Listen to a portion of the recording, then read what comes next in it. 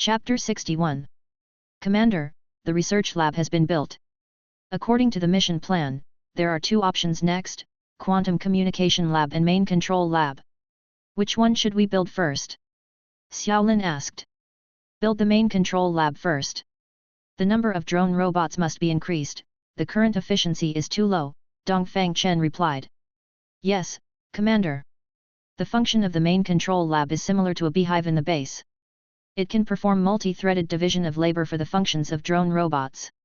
That is to say, drone robots can be divided into multiple groups to perform multiple different tasks simultaneously. However, unlike the beehive, the Main Control Lab cannot produce drone robots, it can only control them. If you need to increase the number of drone robots, you must have a production lab. However, the production lab requires the Main Control Lab as a prerequisite. So the Main Control Lab must be built first. How many safe houses have been built so far? 3 have been completed. Okay. Commander, Fang Hua is requesting a call, Xiaolin reported. Answer it. Hey, boss. We've almost finished collecting the crystal cores here, and everyone wants to exchange for another batch of equipment. When is it convenient for you? Yan Fang asked. How many are there? Dongfang Chen asked. About 20,000, Yan Fang replied. That many? Dongfang Chen was surprised. It's only been about 20 days, and they've collected so many crystal cores, averaging 1,000 a day. Yes, boss. During this time, everyone has been resting, but their clothes haven't. 3 platoons are working in 3 shifts, 24 hours a day in combat, Yan Fang said embarrassedly. Good heavens, even a donkey in a production team couldn't work like this. Aren't you afraid that zombies will pounce on you at night? Dongfang Chen asked, clicking his tongue. We have heavy firepower, we even drove out the tanks, Yan Fang said excitedly. Amazing. You guys are really amazing. You're simply risking your lives for crystal cores. Dongfang Chen admired them wholeheartedly. There's no other way, the soldiers are all crazy. They've been cooped up in the military camp for several months, unable to kill zombies, unable to avenge their comrades, unable to protect their homes. Everyone was holding their breath. Now that they see hope, they're all risking their lives to go on, Yan Fang said, her voice a little choked. Things will get better, everything will be fine. Okay, I'll send you the new transaction location later, and we'll trade there. You can come anytime, just come directly, Dongfang Chen said. Okay, boss, Yan Fang said and hung up the phone. That afternoon, 5 helicopters arrived in the suburbs of Binzhou City. To facilitate the landing of the helicopters, Dongfang Chen deliberately arranged a relatively open location. Instructor Yan, I heard that the entire southeast military region has withdrawn north. Are there still people here? Rongpo followed and saw that it was Binzhou territory, and he was puzzled. Don't talk so much nonsense, look more and talk less. Yan Fang replied unceremoniously. Looking around, Yan Fang walked into a courtyard. Welcome home. Dongfang Chen said with a smile, standing in the courtyard. Wow! Boss, why did you run out? It's very dangerous outside, you go back quickly. Yan Fang was happy at first when she saw Dongfang Chen, but then she said seriously.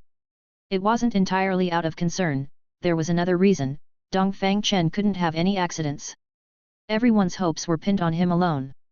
If something happened to him, everyone would be lost in this riddled world. It can't be that bad, Sister Yan. Don't I even have a chance to come out for some fresh air? This is not even as good as a prisoner in jail, Dongfang Chen said with a wry smile. No, go in quickly. Yan Fang didn't listen at all and pushed him into the door. Well, she's having another attack of the Holy Mother disease. Wait a minute. I haven't counted the crystal cores yet. I'll suffer a big loss if there aren't enough, Dongfang Chen said helplessly, holding onto the door frame. Why are you so greedy for money? Will the 200,000 strong army of the Southwest military region be short of your few pennies? Yan Fang continued to scold him. Yan Fang. I'm warning you, don't push me, Dongfang Chen pretended to be angry. Instructor Yan, is it here?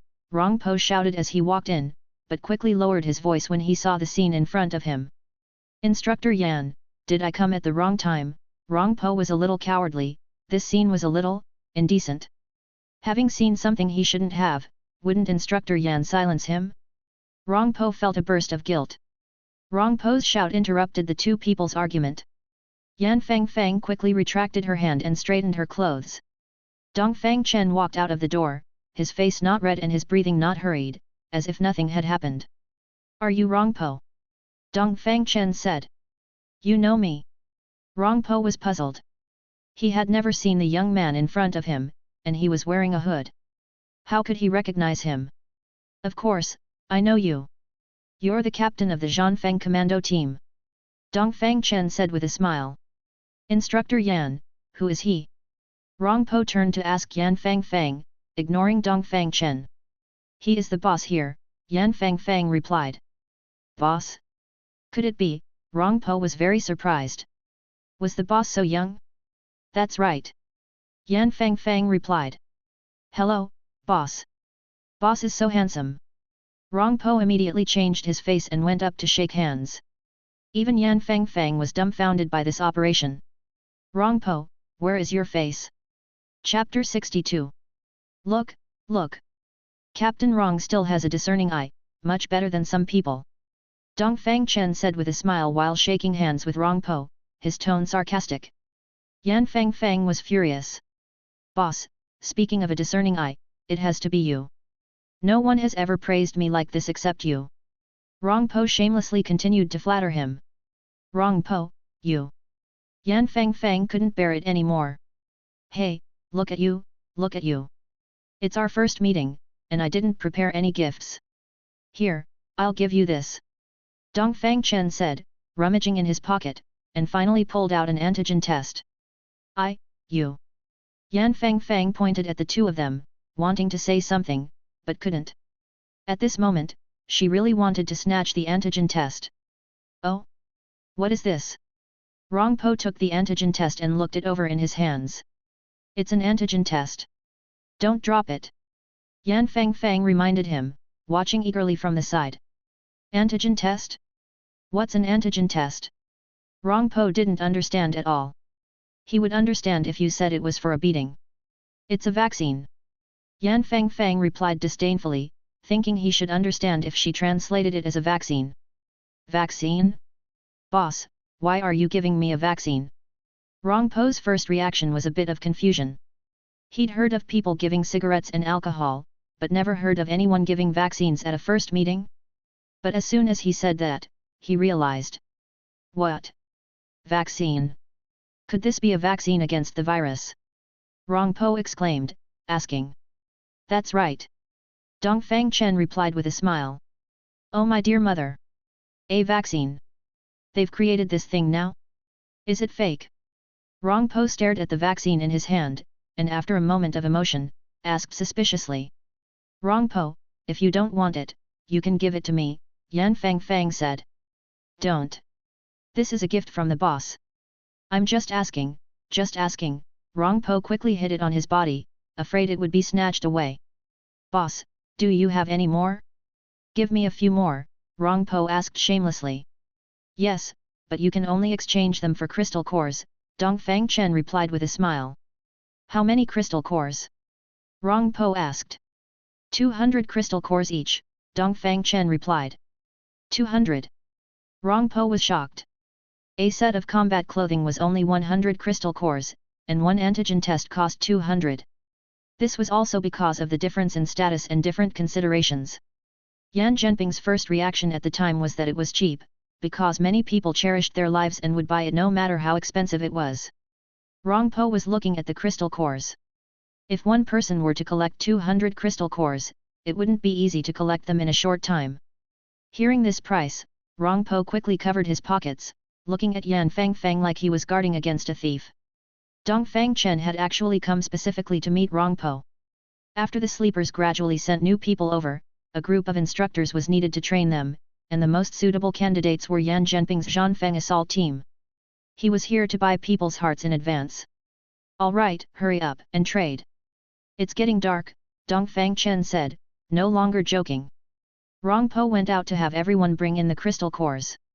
4 boxes, filled with crystal cores. 5,000 in each box, a total of 4 boxes, Rongpo said. It was also the first time Dongfang Chen had seen so many crystal cores. From a distance, they looked like boxes of gems. He certainly wouldn't count them one by one, but instead poured them all into a cart.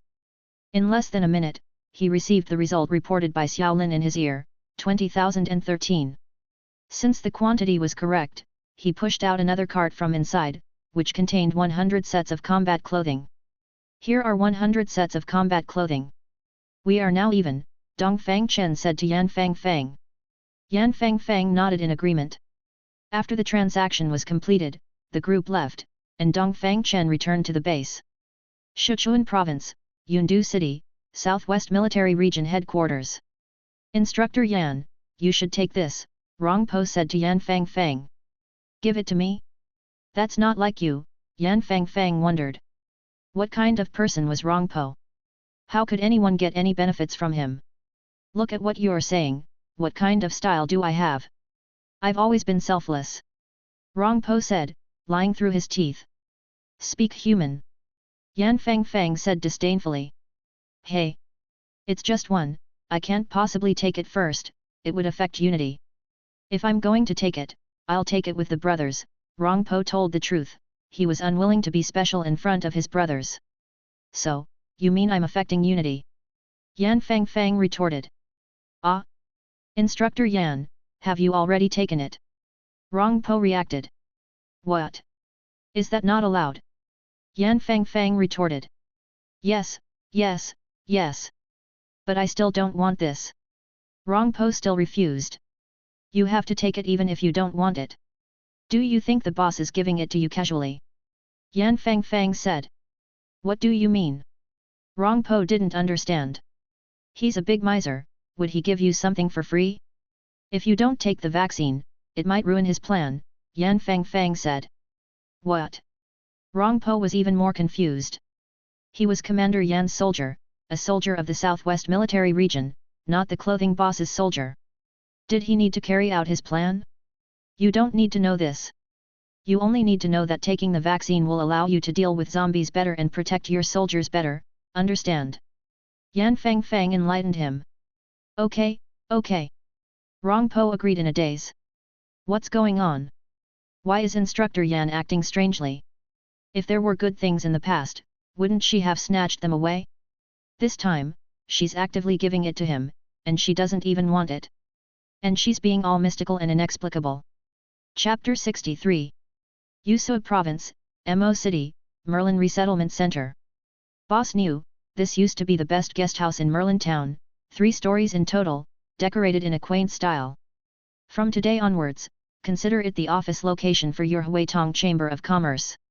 Mayor Gong and Niu Xingwang chatted while touring the guest house. That's very kind of you, Mayor Gong, still keeping my little matter in mind, Niu Xingwang said politely. It's nothing. You've made a great contribution to our Merlin town, your affairs are our affairs, Mayor Gong said. Rest assured, Mayor Gong, our Huitong Chamber of Commerce will definitely do more good and practical things for the people. Niu Xingwang guaranteed. Good. With those words from you, I can rest assured, Mayor Gong said happily. The real reason for his happiness was having control over the antigen supply. As long as he firmly grasped this line, he would firmly grasp his career path. Therefore, the affairs of the Huitong Chamber of Commerce were the top priority in his mind. Boss Niu, have there been any new developments recently? Mayor Gong asked quietly. Mayor Gong, there actually is. Boss Niu moved closer and replied in a low voice. Come, let's go inside and talk. Mayor Gong walked into the office. Mayor Gong, it's like this. I'm planning to open a rental business, Niu Xingwang said. A rental business? Renting what? Mayor Gong asked. Renting clothing and firearms, Niu Xingwang said. Boss Niu, aren't you playing this a bit too big? Mayor Gong frowned. Currently, the Huitong Chamber of Commerce was allowed to possess firearms because Mayor Gong had issued the permit, and also because they had implicitly established a mutually beneficial relationship. However, renting guns to others was a bit inappropriate. Mayor Gong, let me explain it to you. The clothing I have isn't the ordinary kind that people wear, but combat suits. With the protection of combat suits, ordinary zombies can't harm people at all. In that case, wouldn't we be able to actively attack and hunt zombies? If the nearby zombies are cleared out, wouldn't our resettlement center be safer? Boss Niu explained softly. The reasoning is correct. But have you considered that if people have guns, it could easily lead to riots? The safety of the common people would not be guaranteed. That's one thing. Furthermore, can ordinary people who haven't been trained actually kill zombies?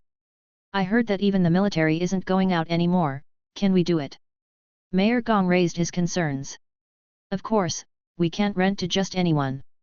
My suggestion is to establish a mercenary guild and then register everyone who wants to go out and hunt zombies under their real names. Only registered individuals can be issued gun permits and rent equipment. This way, with the management of the mercenary guild, problems like riots won't occur. As for whether they have the ability to kill zombies, that's not our concern. If they don't have what it takes, they won't be able to make a living as mercenaries, don't you think?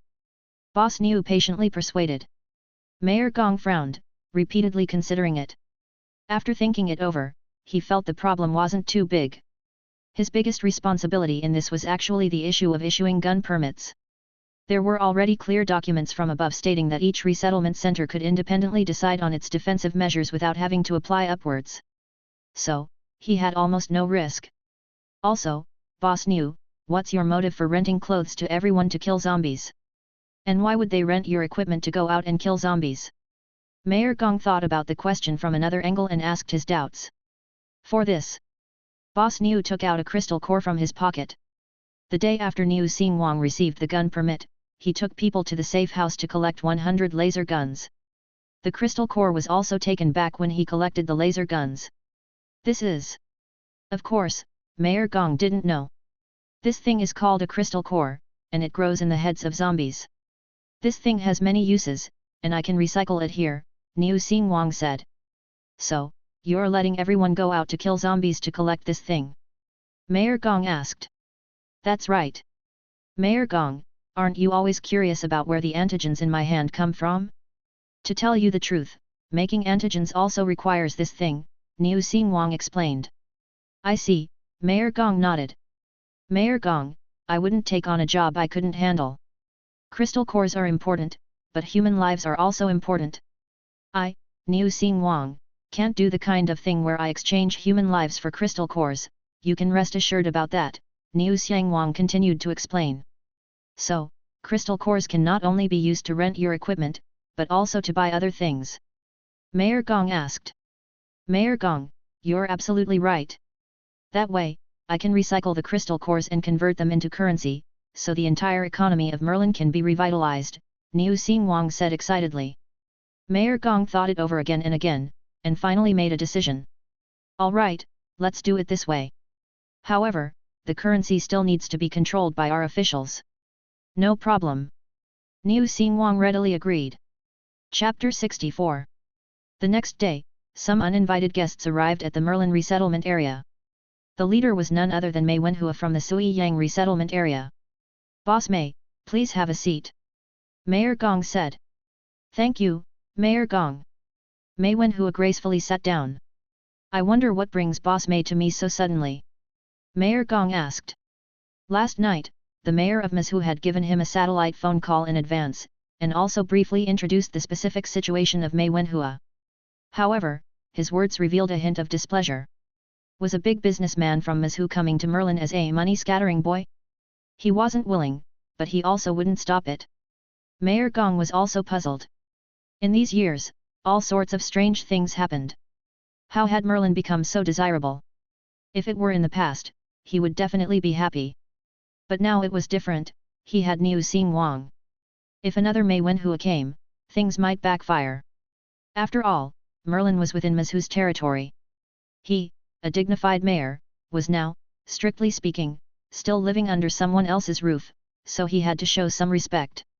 It's nothing much, I was just thinking that Mayor Gong is new here, so I came to see if there was anything Mei could do to help, Mei Wenhua said with a smile.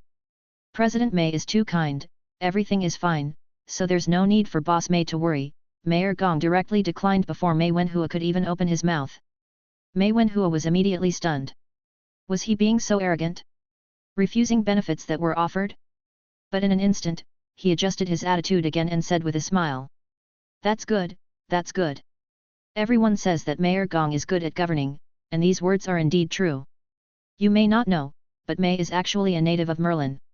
This time, in addition to paying a visit, I also want to revisit my homeland to relieve my homesickness. I wonder if Mayor Gong can allow me to stay in Merlin for a couple of days. What utter bullshit about homesickness. It's just a few steps away, you can come whenever you want. What's the need for homesickness? You can stay if you want, just don't cause trouble. He said. So that's how it is, then there's no problem, it doesn't matter if you stay a few more days. But Boss Mei, I have to warn you in advance, wealth should not be flaunted, you must pay attention to safety. Although Merlin's security is still okay, it's hard to guarantee that there won't be a few fools. Then I thanked Mayor Gong.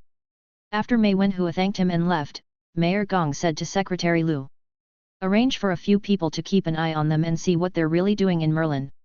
Okay, Secretary Lu replied. Merlin's conditions were actually much better than Sui Yang's. The narrow streets crisscrossed each other, with antique-style buildings on both sides, which used to be shops, but now they were all used as housing. If everyone squeezed together, accommodating hundreds of thousands of people would not be a problem. Therefore, temporary tents were hardly used. In the beginning, for some unknown reason, Merlin was given to outsiders who moved from Binjiang. Mei Wenhua walked along the streets of Merlin ancient town with a group of followers, thinking as he walked. President Mei, something's not right. The woman next to him said softly. What's wrong? Mei Wenhua asked. President Mei, look at those people over there, what they're carrying is, guns. The young woman reminded him. Mei Wenhua seemed to realize something and quickly looked up. That's right, it was, guns. He clenched his fists tightly, his teeth grinding. So it's them. Mei Wenhua finally knew who had killed his nanner. He was wondering, he hadn't heard of any troops operating in Mazhu, and he had been afraid to inquire. Now he finally understood, it turned out to be this bunch of peasants. In fact, this was just a misunderstanding, but Mei Wenhua would not think that way. King Ai, go and find out who they belong to, Mei Wenhua asked. The young woman, wrong King Ai, responded and left. 5 minutes later. President Mei, I've found out, they are from the Huitong Chamber of Commerce, wrong King Ai replied. Huitong Chamber of Commerce. Mei Wenhua had never heard of it. This Huitong Chamber of Commerce was just established not long ago.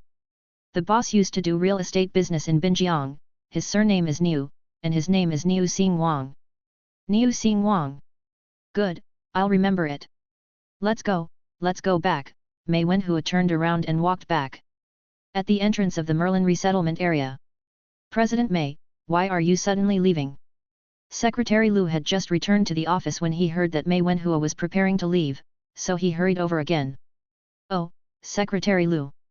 Something suddenly came up that I need to go back and deal with, I'll come again when I have the chance, Mei Wenhua forced a smile. Ah?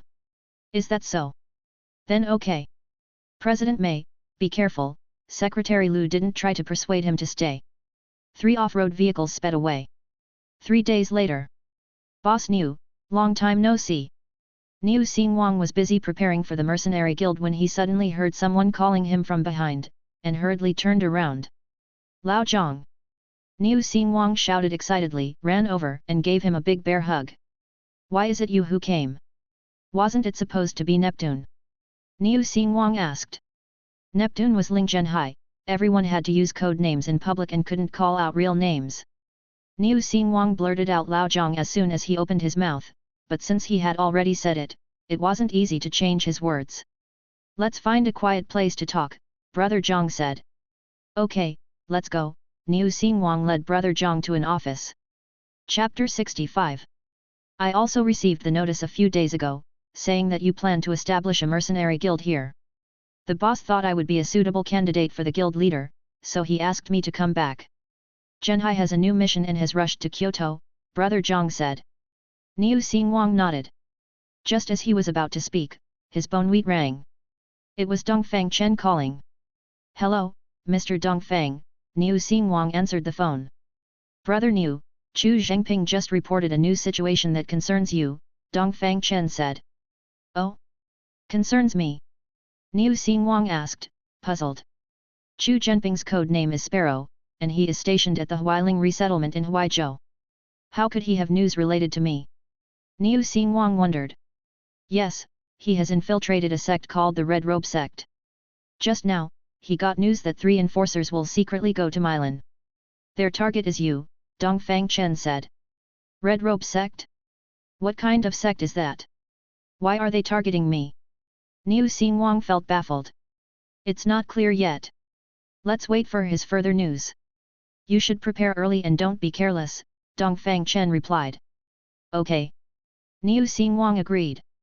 By the way, is Brother Zhang there yet? Dongfang Chen asked. He just arrived. Good. Then you guys discuss how to deal with it. I'll call you again if there's any news.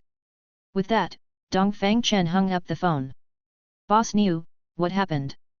Brother Zhang asked with a frown.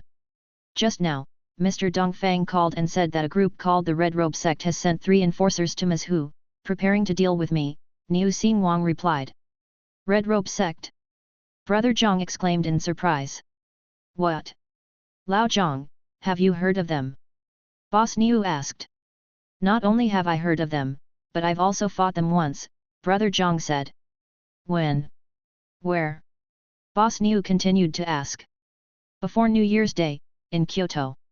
I encountered them inadvertently at the time. There were 5 of them, all wearing dark red cloaks and masks, and they were in a hurry. As soon as I was about to step forward to inquire, they attacked directly. All 5 of them were very skilled. If I'm not mistaken, they should all be mutants, and mutants who have mastered abilities. Fortunately, I had already awakened my ability at that time, and they couldn't keep me.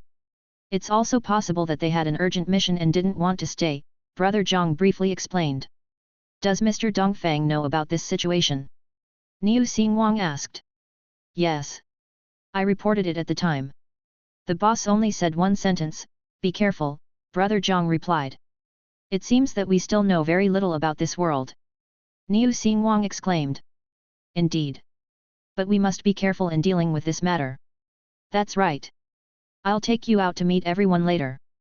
These people are all newly recruited veterans, a total of 100 people.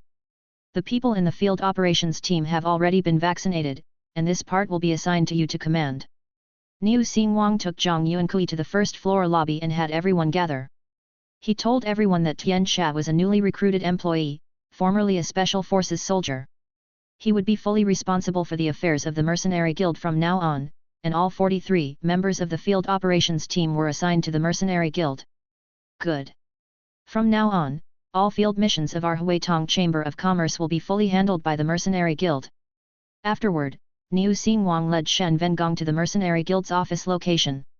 Tian Xia, I'll leave the mercenary guild to you to manage from now on.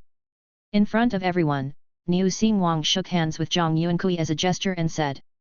Don't worry, Boss Niu, I won't let you down, Zhang Yuankui replied with a smile. 2 days later. January 7, 2055 AD. Xiaolin, is it okay now? We're armed to the teeth, so there's definitely no problem, Dongfang Chen said with a smile. Commander, Xiaolin was about to dissuade him, but was interrupted. All right. I know. My safety is of great significance, and I can't take risks easily. I'm tired of hearing it. But you have to understand that I'm a human, not a robot. I can't stay in a confined space for thousands or tens of thousands of years like you guys. You should adjust the plan properly during this period and give me more scenes. I can't always hide in the base, Dongfang Chen complained. He had really been bored to death during this time. The only opportunity to stretch his legs was when someone came to the safe house. Anyway, no matter who came, he would quickly go out and take a glance. Okay, the time is almost up, I should leave. By the way, the main control pod should be ready soon, right? After the main control pod is built, start building the production pod directly, and you don't need to report to me. Okay, Commander. Well, contact me through Bonewheat if anything happens, that's it. With that, Dongfang Chen left the office.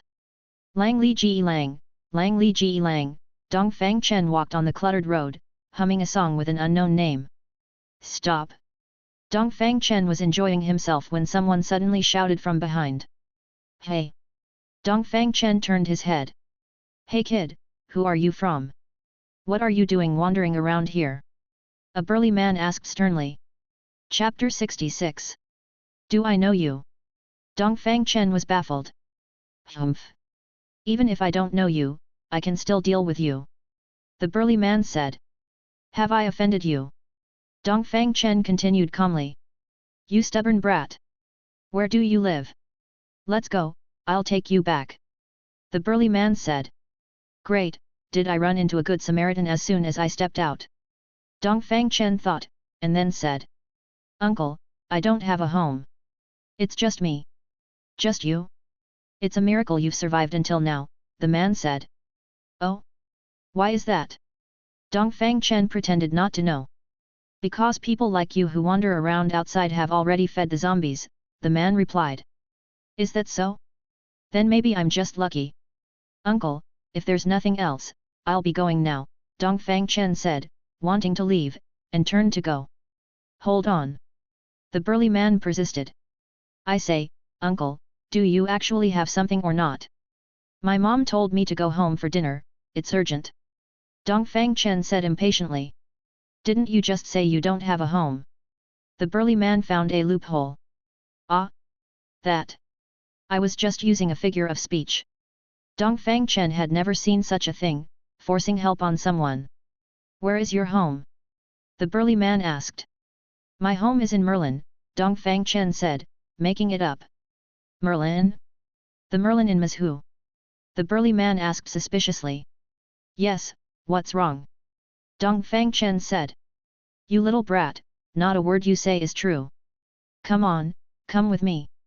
The burly man got angry, grabbed Dongfang Chen's arm, and started walking. Hey, hey, hey. Uncle, let's talk nicely. What are you doing? Dongfang Chen shouted as he was dragged along. He was helpless, was he going to be dragged back as soon as he came out? But this person didn't seem like a bad guy, so there was no need to attack him. In less than 2 minutes, the uncle pulled him into a garage. Yo! Uncle, is this your house? Dongfang Chen wandered around.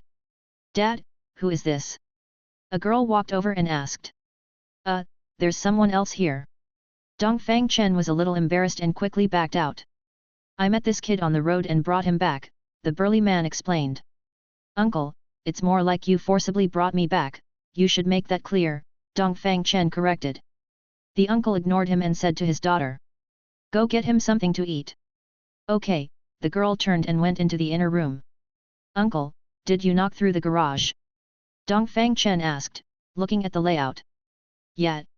The burly man replied. I say, Uncle, why are you still in the city? Everyone else has already left, Dongfang Chen asked. Now that he was here, he wasn't in a hurry to leave. After all, he still had plenty of time. He was eager to come out to enjoy himself. I'm too lazy to move, the uncle replied evasively. Here, this is for you to eat. The girl took out a box of biscuits, a sausage, and a bottle of drink. In this day and age, being able to take out these things was considered quite generous. Actually, I'm not that hungry. Dongfang Chen politely took the drink, unscrewed the cap, and started gulping it down.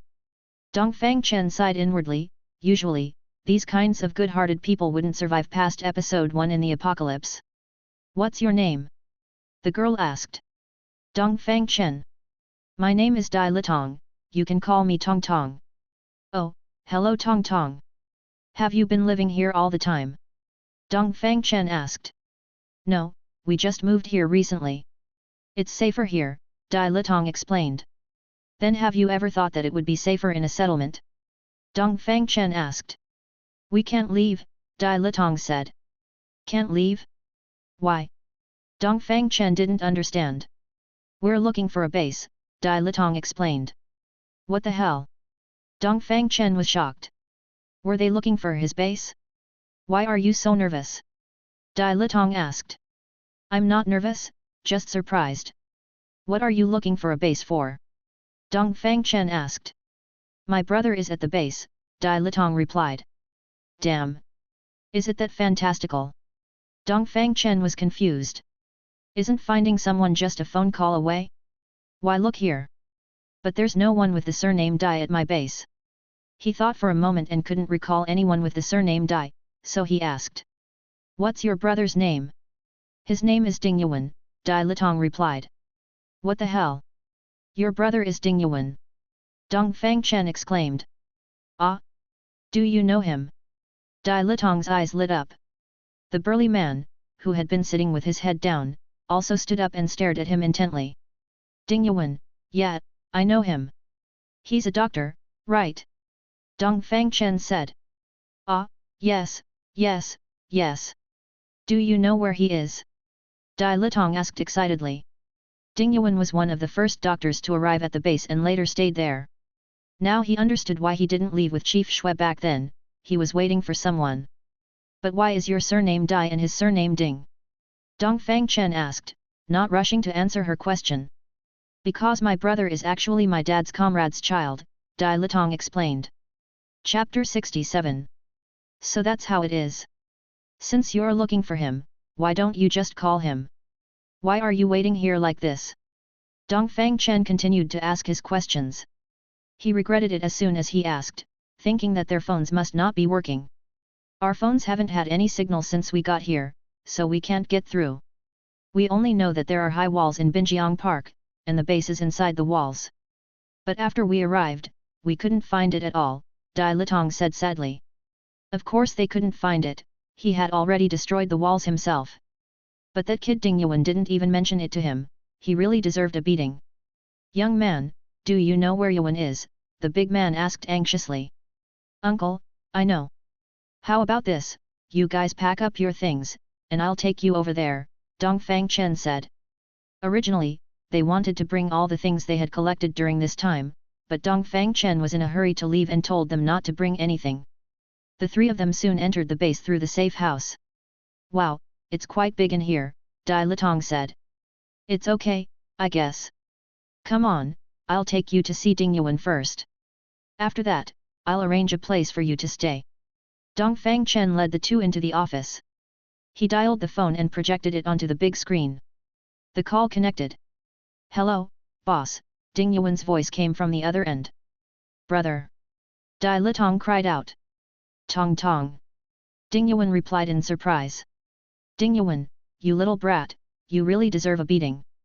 You didn't even mention such a big thing to me. If I hadn't gone out for a walk and happened to run into them, I'm afraid they wouldn't know how long they would have to stay outside, Dongfang Chen scolded. Boss, I'm sorry. I just didn't want to cause you any trouble, Ding Yuan said embarrassedly. All right, I'll save you some face in front of your sister. Tell me directly if anything happens in the future, don't play tricks with me, Dongfang Chen said. Yes, boss. Ding Yuan replied. Yuan, where are you? The big man asked. Uncle Dai, I'm out on a mission, Ding Yuan said, choking with emotion. The big man looked at Dongfang Chen. Dongfang Chen said. Let's explain this matter to you slowly. You can use this satellite phone, it'll be easier to contact each other. But be careful, try not to make calls proactively. Okay, thank you, the big man replied. After finishing the call, Dongfang Chen took the two to the living area, arranged accommodation and introduced them to everyone. By the time everything was done, it was already 2 p.m. Dongfang Chen didn't dare to wander around anymore, and drove the car he had hidden earlier straight to Mizhu. Mizhu, Sui Yang resettlement area. Brother, you said brother Dongfang was going to give Mei Wenhua a lesson about being uncultured, what kind of lesson? Luo Er asked, hiding in a corner. It's not the kind of lesson you're thinking of. Stop talking, keep a close watch, Shen Vengong replied in a low voice. They had received a message from Dongfang Chen 2 days ago, asking them to closely monitor Mei Wenhua's movements. For the past 2 days, Mei Wenhua's courtyard had been very quiet, with very few people coming and going. Luo Er was already getting impatient. As the sun was about to set, a car suddenly came to the entrance of the courtyard, with a Binjiang license plate. The car stopped, and a person got out, it was Dongfang Chen. Brother, look, it's brother Dongfang. Luo Er said excitedly. I see. Don't shout. Be careful not to be discovered, Shen Vengong reminded. Oh, oh, oh. Luo Er hurriedly shut her mouth. Knock, knock, knock on the door. The door opened, and it was that cute little girl from last time. Hello, who are you looking for? The little girl asked. I'm looking for Mei Wenhua, Dongfang Chen said. Ah? Oh. What's your name?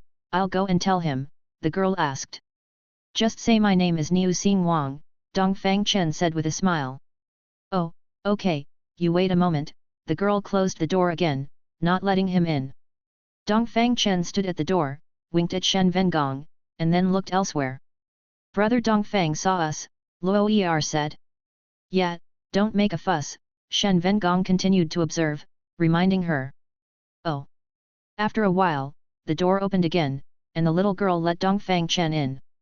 Boss requesting a call, Shen Vengong's phone microphone rang. He answered the phone, without saying a word. Dongfang Chen's purpose in answering the phone was also to let Shen Vengong eavesdrop, in order to further understand the situation. Boss Niu, right? Hello, I didn't expect Boss Niu to be so young and handsome, Mei Wenhua came forward quickly, shaking hands happily. Boss Mei is really discerning. Dongfang Chen shook hands generously with a smile. Mei Wenhua was immediately at a loss for words, couldn't he even understand humble words? But he immediately interjected.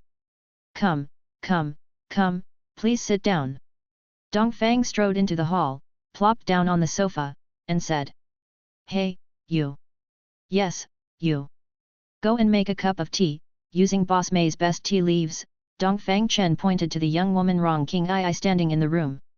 The young woman looked at Mei Wenhua inexplicably when Dongfang Chen called out to her. Mei Wenhua was also unhappy at this time, but he still gave her a wink, telling her to leave, and turned his head to smile. Haha, I'm sorry, my subordinates don't know the rules. Mei Wenhua, I originally didn't want to come to your shabby place. But since you have the red coats backing you, I still have to give you a little face, Dongfang Chen said. Nonsense. How do you know? Mei Wenhua stood up in fright as soon as he heard this. Okay, looks like I guessed right, Dongfang Chen thought. Chapter 68. That's what those three so-called law enforcement officers said, Dongfang Chen said, probing further. What? Then Mei Wenhua had already fallen for it. Of course, they were caught by me. Dongfang Chen acted very relaxed. Impossible. Mei Wenhua didn't believe it. Believe it or not. I came to you today for your precious son, Dongfang Chen said. He already knew from Shen Vengong that the Tier 2 zombie killed by Shen Vengong was Mei Wenhua's son. Coupled with the Red Coat Sect's preparation to deal with Niu Xing Wang, Dongfang Chen couldn't help but connect the two things. As a result, he guessed right. I advise you to release him as soon as possible, otherwise you won't be able to bear the consequences. Mei Wenhua said fiercely as he sat down. You don't have to worry about my affairs. You should think about your own funeral. Tisk tisk, raising zombies and feeding them with living people, if this matter is exposed, you will definitely not survive. Dongfang Chen joked. What do you want? Mei Wenhua frowned. It's nothing. As long as you give up all your wealth and apologize with death, that will be enough, Dongfang Chen said. Impossible. Mei Wenhua was furious. Okay, do as you please. I just don't know if the three law enforcement officers will talk about you leaking information after they go back. Will your consequences be any better than this? Dongfang Chen picked at his fingernails, as if talking about a very ordinary thing. Mei Wenhua was desperate. He stared at the young man in front of him and said. If I die, don't even think about living.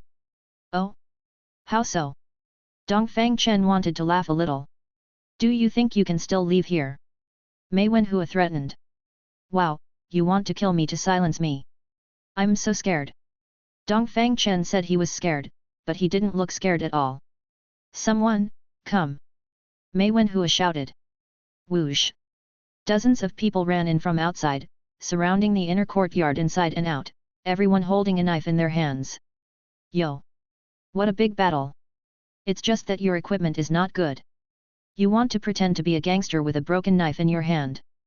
Dongfang Chen glanced around and said disdainfully. Humph, you're still stubborn when death is upon you. Mei Wenhua looked at him like he was looking at a dead man. You're uncultured. You wouldn't be stupid enough to think that I came alone without any preparation, right? Dongfang Chen stood up and said with his hands in his pockets.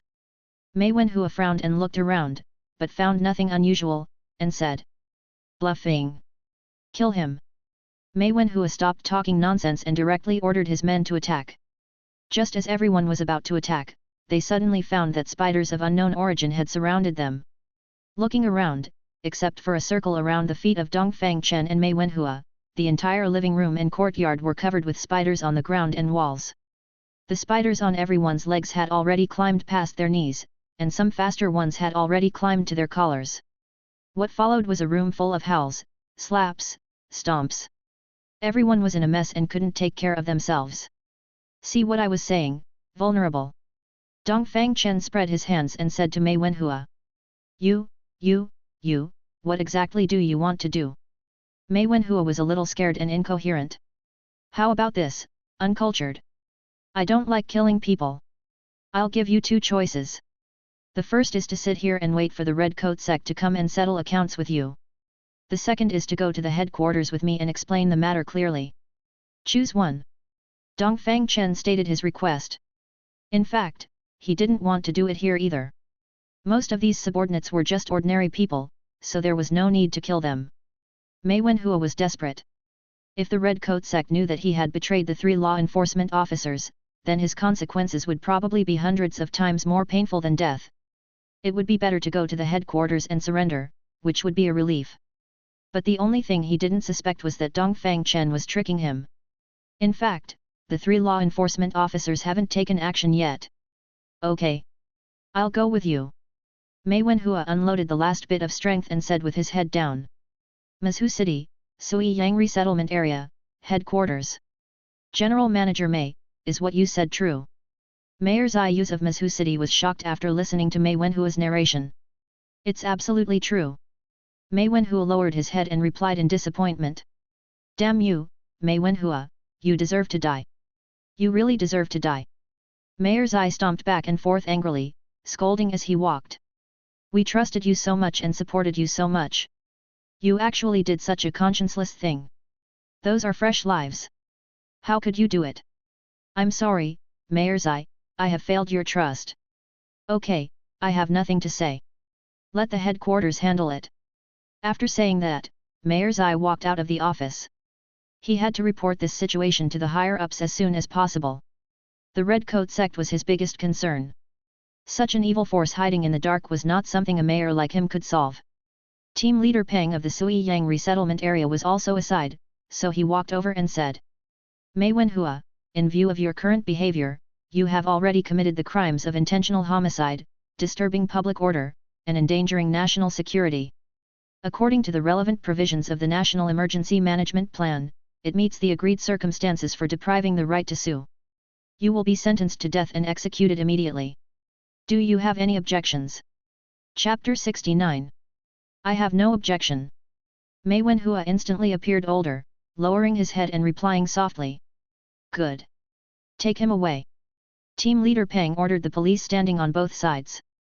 The temporary headquarters of the resettlement center was an emergency response team composed of multiple departments, including public security, administration, justice, health, and civil affairs.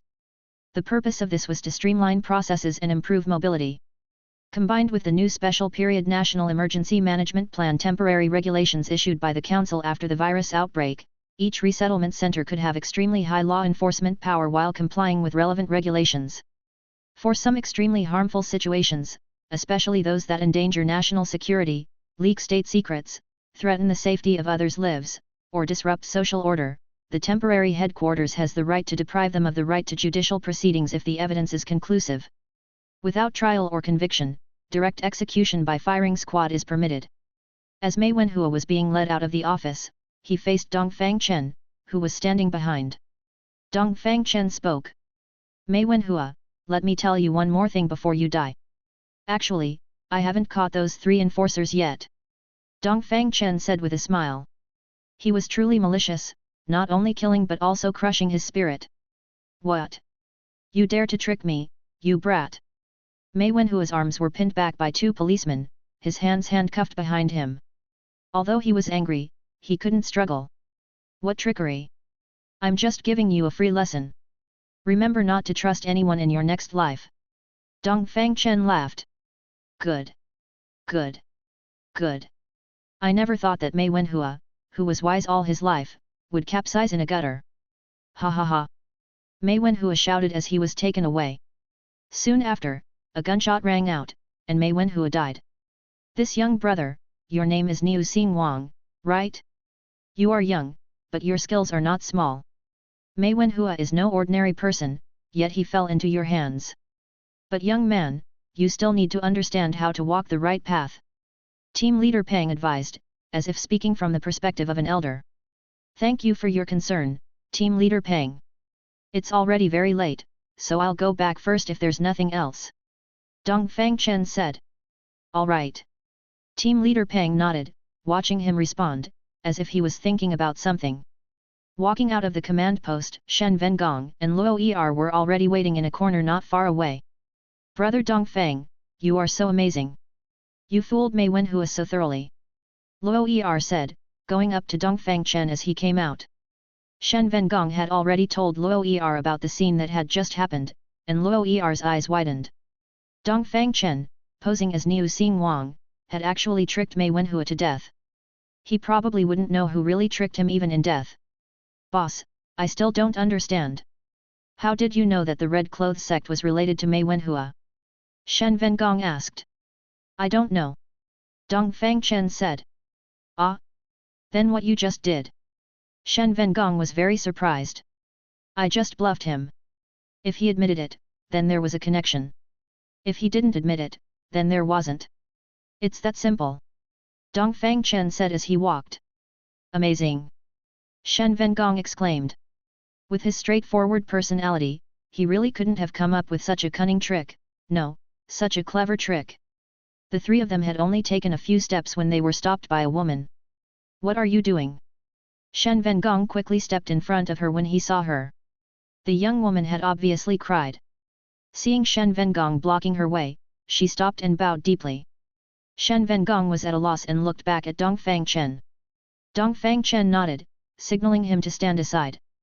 Madam, what is this? Dongfang Chen stepped forward and asked curiously. Rong Qing'ai had also seen him, she was Mei Wenhua's secretary. When he first arrived at Mei Wenhua's place, he even ordered her to make tea. What you don't know is that Mei Wenhua is actually my enemy. Rong Qing'ai said. Oh? What's going on? Dongfang Chen asked. I have a younger sister named Gu Qingyu. Thereupon, Rong Qing'ai told them about a past event of her own. It turned out that Rong Qing'ai's real name was Gu Qing'ai, and she had a younger sister named Gu Qingyu. Mei Wenhua's son, Mei Xiongnan, met her sister, who had just graduated from college, by chance and began to pester her. During a dinner, Mei Xiongnan drugged Gu Qingyu's water and raped her while she was unconscious, and he also took a video. After waking up, Gu Qingyu had a mental breakdown and attempted suicide several times, but was stopped by her family. Her parents were outraged and went to reason with Mei Xiongnan, but to no avail. Both parents fell ill and never recovered. A few months later, Gu Qingyu received a message from Mei Xiongnan, which was the video he had recorded earlier. He demanded to meet her, otherwise he would post the video online. Gu Qingyu couldn't bear the torment any longer and jumped from the building, ending her life at the young age of 23. Soon after, her parents also passed away in grief. Suddenly, a good family was left with only her. After taking care of her family's affairs, Gu Qing'ai changed her name to Rong Qing'ai and applied for a job at Mei Wenhua's company. Chapter 70. She acted very diligently and professionally. Soon after, she finally gained Mei Wenhua's approval and successfully became his secretary. She made a very simple plan, to poison the entire family, including Mei Wenhua and Mei Xiongnan, while they were both at home during a meal, and then commit suicide. However, fate was not on her side. That playboy Mei Xiongnan was almost never home for meals, returning only after midnight or not at all. She couldn't find an opportunity. Until a few months ago, when the virus broke out, she finally saw her chance. Gu Qing'ai changed her original plan. She used a thin needle to draw blood from a zombie and, taking advantage of Mei Xiongnan's inattention, pricked his clothes with it. Heaven rewards the persistent. Despite Mei Wenhua's caution, his son was infected. After learning of his son's infection, Mei Wenhua concealed the news. During the evacuation, he locked him in a closed supermarket. Gu Qingai didn't immediately act against Mei Wenhua, wanting him to experience the pain of losing a loved one. Later, she discovered that Mei Wenhua was using living people to feed his son, and she was incredibly angry. However, Mei Wenhua's power was too great, and she was too insignificant. She worried that revealing the news would not bring Mei Wenhua down but instead lead to her own destruction, so she could only wait for an opportunity. After moving to the Sui Yang settlement, she didn't even have a chance to go out, making the opportunity for revenge even more remote. The only thing she could do was secretly gather evidence, preparing to strike a fatal blow when necessary. Unexpectedly, the situation reversed so quickly. Dongfang Chen's sudden arrival directly led to Mei Wenhua's demise. She was very grateful, so she waited for him here to express her gratitude. After hearing this story, Dongfang Chen and the others sighed with regret. Ms. Gu, now that everything is in the past, start a new life, Dongfang Chen said. Yes, Gu Qingai replied. Okay, the matter here is settled, we should go. Goodbye for now. With that, Dongfang Chen prepared to leave. Wait. Gu Qingai called out. Oh? Is there anything else, Ms. Gu? Dongfang Chen turned back and asked. Are you going back to the Milan settlement? Gu Qingai asked. How do you know? Dongfang Chen asked. I heard Mei Wenhua mention that Boss Niu has established a Huitong Chamber of Commerce in the Milan settlement, Gu Qingai explained. Gu Qingai still thought Dongfang Chen was Niu Xingwang, and he didn't expose her misconception. That's right. Dongfang Chen admitted. Then can you take me with you? Gu Qingai asked. You want to go to Milan too? Dongfang Chen asked, puzzled. To be honest, I don't want to stay in this place anymore. I want to go somewhere else and start over, Gu Qingai replied. All right. Then come with us, Dongfang Chen said. The group got into the car and left the Sui Yang settlement under the cover of night. As for why they were traveling overnight, one reason was that Dongfang Chen was full of secret weapons and not afraid of zombie attacks. Another reason was that the enforcers of the Red Robe sect might arrive in Milan at any time, and he needed to return early to prevent any unforeseen events. Ms. Hu, Milan settlement. Mr. Dongfang, why did you come in person? Niu Xingwang was very surprised. Xiao Chen, you're being a little reckless. Brother Zhang was a little displeased, not even calling him boss, using a tone of an elder scolding a younger one. Hey! I say, everyone, can you stop looking at me like I'm a criminal? Don't worry, I know what I'm doing, Dongfang Chen said, feeling dejected. The two of them said nothing more. Shen Vengong and Luo Er were also very happy to see Zhang Yuankui, and they exchanged greetings. Gu Qingai stood aside, listening to the conversation, becoming more and more confused, but as a newcomer, she didn't dare to ask. Who is this? Niu Xingwang asked. Oh, let me introduce you.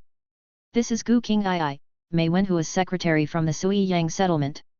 Gu Qingai, this is boss Niu Xingwang, Dongfang Chen introduced. Sui Yang settlement? How did she end up here? Niu Xingwang was also confused, nodding politely.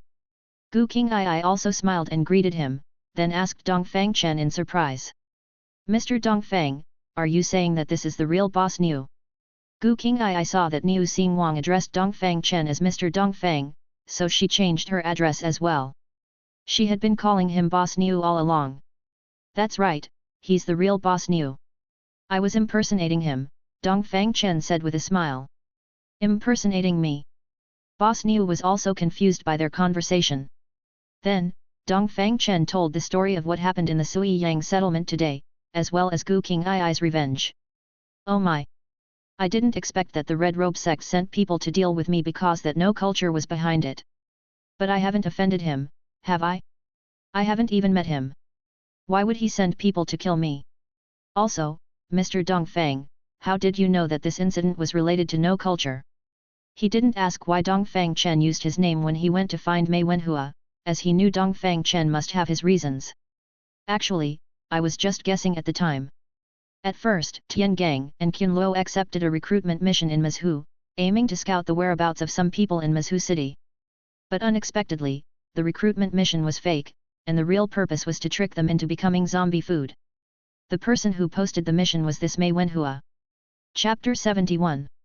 To Mei Wenhua's surprise, Tian Gang and Qian Luo returned alive, but the zombie he had raised was dead.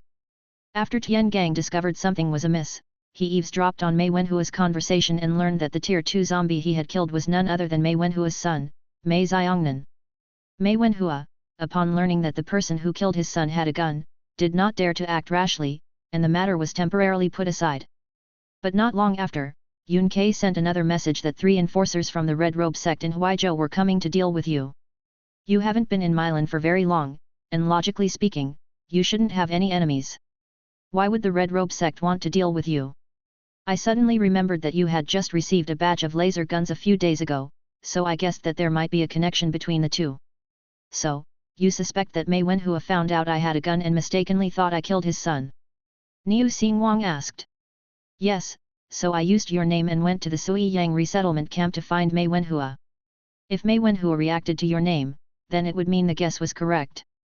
Conversely, if Mei Wenhua didn't recognize you, then it would mean I guessed wrong, Dongfang Chen said. Niu Xingwang nodded. As expected, Mei Wenhua recognized you. So, I took care of him, Dongfang Chen said. Mr. Dongfang went to Sui Yang alone to take a risk for my sake. Niu Xingwang, really don't know what to say. Niu Xingwang was very moved. Xiao Chen, in the future, can you discuss such actions with everyone in advance? Brother Zhang said after listening. The reason I didn't tell you in advance is that I was afraid you would act without authorization and complicate things. If you really want to ensure my safety, then you must act according to the plan, Dongfang Chen said seriously. Yes. Everyone obeyed. Okay. Brother Niu, has anything special happened on your side these past few days? Dongfang Chen changed the subject. No, everything is normal here, Niu Xingwang replied. How are the preparations for the mercenary guild going? Dongfang Chen asked. The place has been cleaned up, and we are discussing some details with Tian Xia these days, Niu Xingwang replied. Well, the sooner the better. Our time is tight, so we must pay attention to efficiency, Dongfang Chen instructed. Okay, I will hurry, Niu Xingwang obeyed. By the way, Tian Xia, you must be vigilant these days. Both the Chamber of Commerce and the Guild must arrange for people to patrol 24 hours a day. The Red Robe sect's enforcers may arrive at any time, so we must not be careless, Dongfang Chen said to Zhang Yuankui. Okay, Brother Zhang nodded. Afterward, Niu Xingwang arranged temporary accommodation for everyone. Everyone rested. January 8, 2055 AD. Morning. Kyoto, Parliament Building. Honorable members, we have been discussing the emergency plan for almost half a month. Everyone's thoughts and suggestions have been basically summarized. Does anyone have anything else to add? Speaker Bailey G asked. No one spoke. Since there are no additions, then the Legal Affairs Department will begin drafting the draft plan. Councillor Peng, how long will it take to draft the draft? The speaker asked. Councillor Peng, Peng Legia, Member of Parliament, current Director of the Legal Affairs Department. About a week, Councillor Peng thought for a moment and replied. All right. After the draft is completed, we will discuss it again in the meeting. Meeting adjourned. The speaker said. Ms. Hu, Milan Resettlement Camp. Early in the morning, a large truck drove into the resettlement camp and stopped at the entrance of the Mercenary Guild. Boss, what is this? Shen Vengong asked. A signal tower, Dongfang Chen replied. Does that mean we can use our mobile phones here soon? Shen Vengong asked. No, Dongfang Chen replied. Ah. Shen Vengong didn't understand. If there is a signal tower, won't the mobile phone have a signal? But Shen Vengong didn't care. Anyway, they could make calls directly through bone mics. This signal tower is not used to connect to mobile phones. The positioning of the Mercenary Guild and the Huitong Chamber of Commerce is to cover all future survival bases as much as possible, so data authentication, item transactions, and personnel identification all need to be carried out electronically. And all of this requires signal towers to provide information transmission services, which is a very important part of the Firefly project. So why not use satellites? Because after the real ecological crisis arrives, the molecular light film outside the atmosphere will greatly affect the communication between the satellite and the ground, and the reliability is not high. So, the safest method is to build a network matrix with many such signal towers, supported by a supercomputing center. There is another reason, Dongfang Chen must comprehensively monopolize information.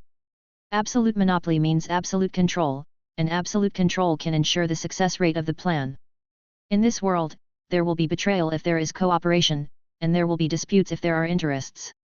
Mountains will fall, and water will dry up. So, what does it mean to be duty-bound? That is, in the face of absolute crisis, do not trust anyone, do not place hope on anyone, dare to stand up, and control everything that can be controlled. Only in this way is it possible to live.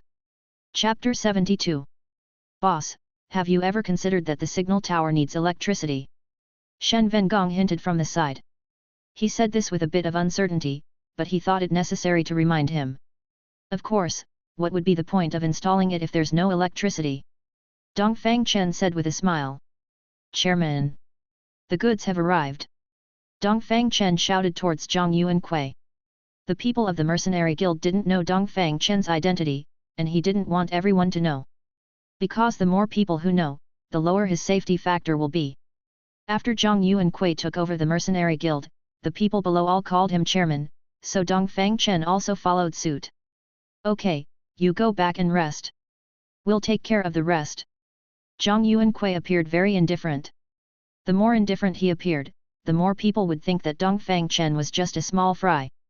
Okay, chairman. Dongfang Chen said with a bow, and then left. The signal tower was very large and heavy, and was divided into several components. During installation, the base needed to be fixed first, and then each module was pieced together in order. However, the installation process was not complicated. The truck used for transportation was integrated with lifting equipment, specially designed for installing signal towers. So, only 2 or 3 people were needed to assist in checking the hole positions, and the rest was just tightening screws.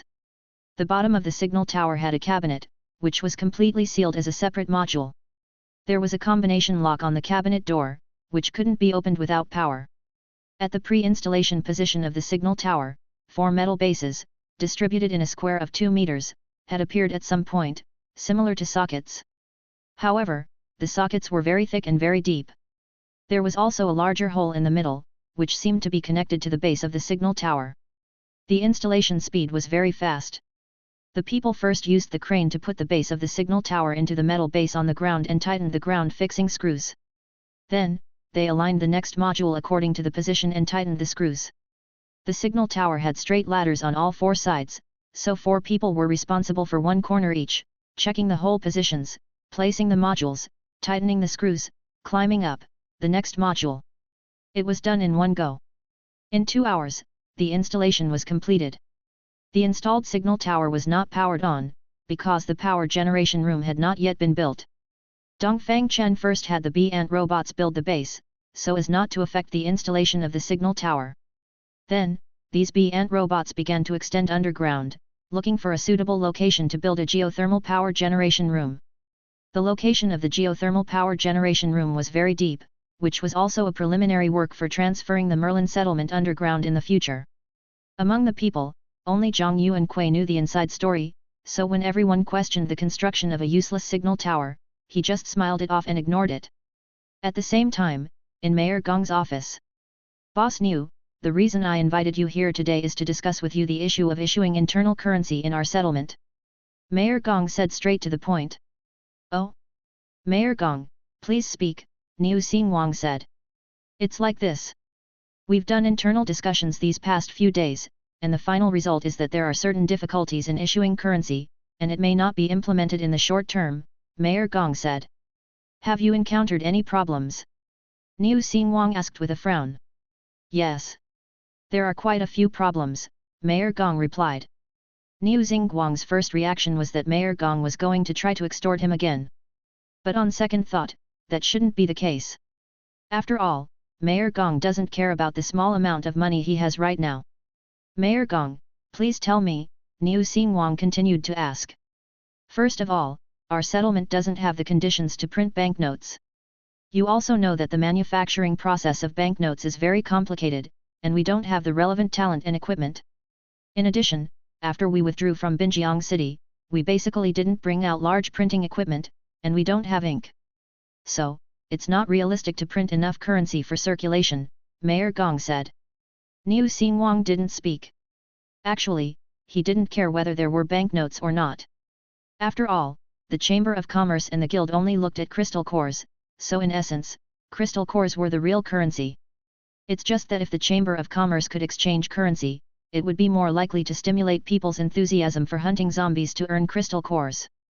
Because in addition to circulating in the Chamber of Commerce, currency can also circulate throughout the settlement, and people can obtain a wider variety of materials. Moreover, it's not realistic to continue using the previous currency. First, it's difficult for most people to find cash. Second, the non-renewability of banknotes will lead to less and less cash circulating in the market. Third, the collection and distribution of banknotes is also relatively difficult. Everyone has different levels of wealth at the beginning. The rich don't agree with equal distribution, and the poor don't agree with distribution based on asset evaluation, Mayor Gong continued. Niu Xingwang nodded, indeed that was the case. Another method is to use metal currency, but there are similar problems. There are certain problems in the smelting, transportation, counting, and loss of currency. The last point, which is also the most serious problem, is settlement. Currently, our settlement lacks electricity, computers, networks, and settlement systems. This leads to fatal flaws in the circulation of currency. Chapter 73. Boss Niu, I simplified things at the start. I didn't expect to find so many problems these past 2 days of visits, Mayor Gong said with a frown, expressing his apologies. In his heart, he also hoped that currency could circulate. Only in this way could people's lives be stabilized and the economy prosper. Otherwise, like now, everyone is idle, and the entire settlement is lifeless. If this continues for too long, chaos will inevitably occur. Then, Mayor Gong, have you considered using electronic currency? Niu Xingwang asked. Electronic currency? Mayor Gong asked dubiously. Yes, Niu Xingwang replied affirmatively. Boss Niu, don't joke around. I just said that our settlement lacks electricity, and there is no internet, computers, or settlement system. Besides, how many ordinary people have mobile phones? How can electronic currency be implemented? Mayor Gong said with a smile. I can solve the electricity, internet, and computer problems, Niu Xingwang replied. What? Mayor Gong was astonished. He knew very well what Boss Niu did. He would believe it if he said he could get excavators, but he didn't believe he could get computers. Getting electricity was even more of a fantasy. Mayor Gong might not believe it, but I can clearly tell you that our Chamber of Commerce and Union will restore electricity within a few days. If there are no accidents, the signal tower should also be built by now, Niu Xingwang said. Really? Mayor Gong asked. What are you saying? When have I, Niu Xingwang, ever failed to deliver on my promises? Niu Xingwang boasted. Boss Niu, you are truly the lucky star of our settlement. Sometimes I wonder, what kind of deity are you, Boss Niu? Any problem becomes a non-problem in your hands, Mayor Gong exclaimed. Mayor Gong, you flatter me. This is also for the benefit of our Chamber of Commerce. All right. Since Boss Niu has already done so much, then I, Gong, will shamelessly hitch a ride on your coattails, Mayor Gong said. No problem, Niu Xingwang said. Oh, right, there's another problem. Now that the internet and settlement system issues are resolved, it's still difficult to manage because the people don't have terminal devices, Mayor Gong said awkwardly. It was truly impossible to move an inch without Niu Xingwang. We have also thought of a solution to this problem. The Chamber of Commerce and Union originally planned to issue unified settlement cards. These cards have built-in chips and batteries and also have identity recognition functions. My idea is that you should retain the core currency issuance and settlement functions, and then we in the Chamber of Commerce will handle the other businesses, Niu Xingwang said. This method is equivalent to the Chamber of Commerce borrowing money from the government and then using the money to buy crystal cores and pay wages. People can use this money to buy whatever they want anywhere in the settlement, thus forming a cycle.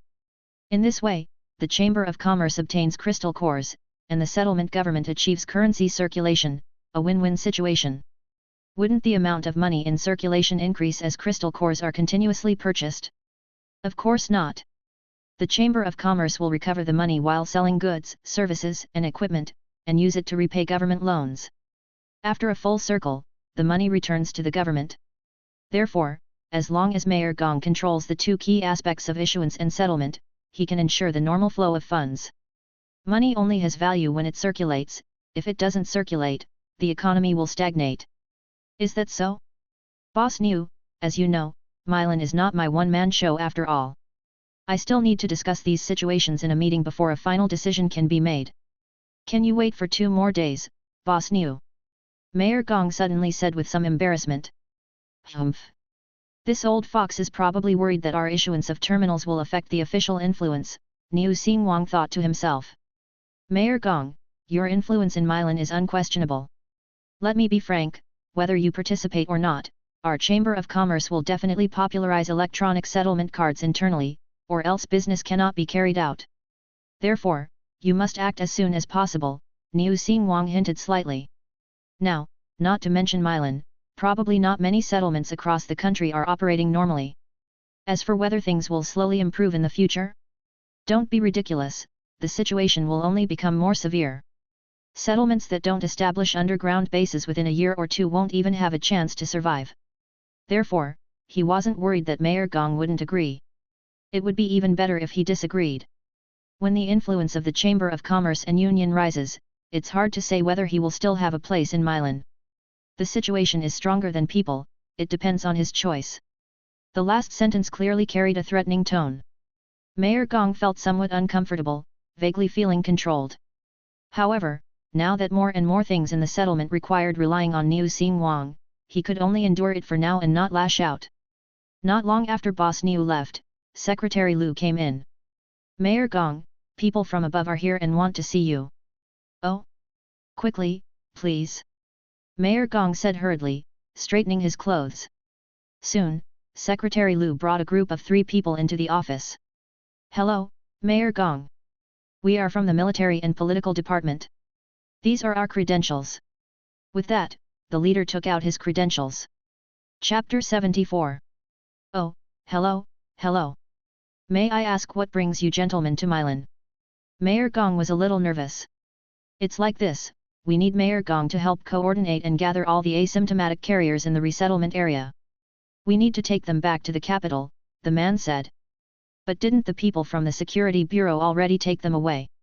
Mayor Gong asked. Taken away? When? The man asked, puzzled. It was not long after the virus outbreak. We were still in Binjiang at the time. This place is the first city where the virus broke out, so several groups of people came here one after another, including the Emergency Response Department, the Health Department, the Security Bureau, and the Southeast Military Region. I don't know exactly where the people are now, Mayor Gong said, recalling. Have you found any new asymptomatic carriers recently? The man frowned and asked. It doesn't seem like it, Mayor Gong thought for a moment, then shook his head. The people from the military and political department didn't say much and turned to leave. They were ordered to conscript all asymptomatic carriers in the country to screen for potential mutants. Other matters were irrelevant to them, and they didn't want to get involved. As for where the people were taken, they wouldn't care. What's that? As they were leaving, they saw many people building an iron tower in the distance. Another person looked through the car window and shook his head. Let's go take a look, the leader said. The driver turned the steering wheel and drove towards the signal tower. Who are you looking for? Shen Vengong, who was helping nearby, saw several people getting out of the car and walking over, and asked. You actually have guns? The leader asked without answering his question. We have a gun license, so of course we can carry guns. Who are you looking for?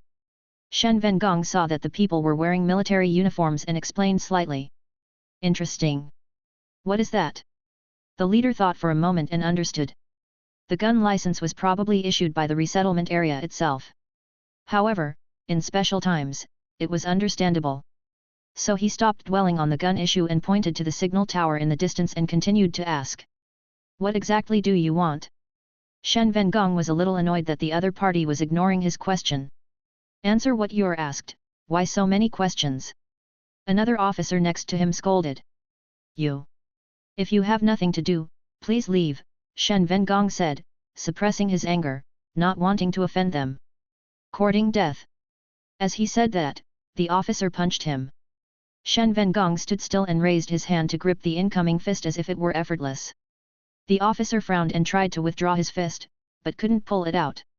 The leading officer noticed something was wrong and looked over curiously.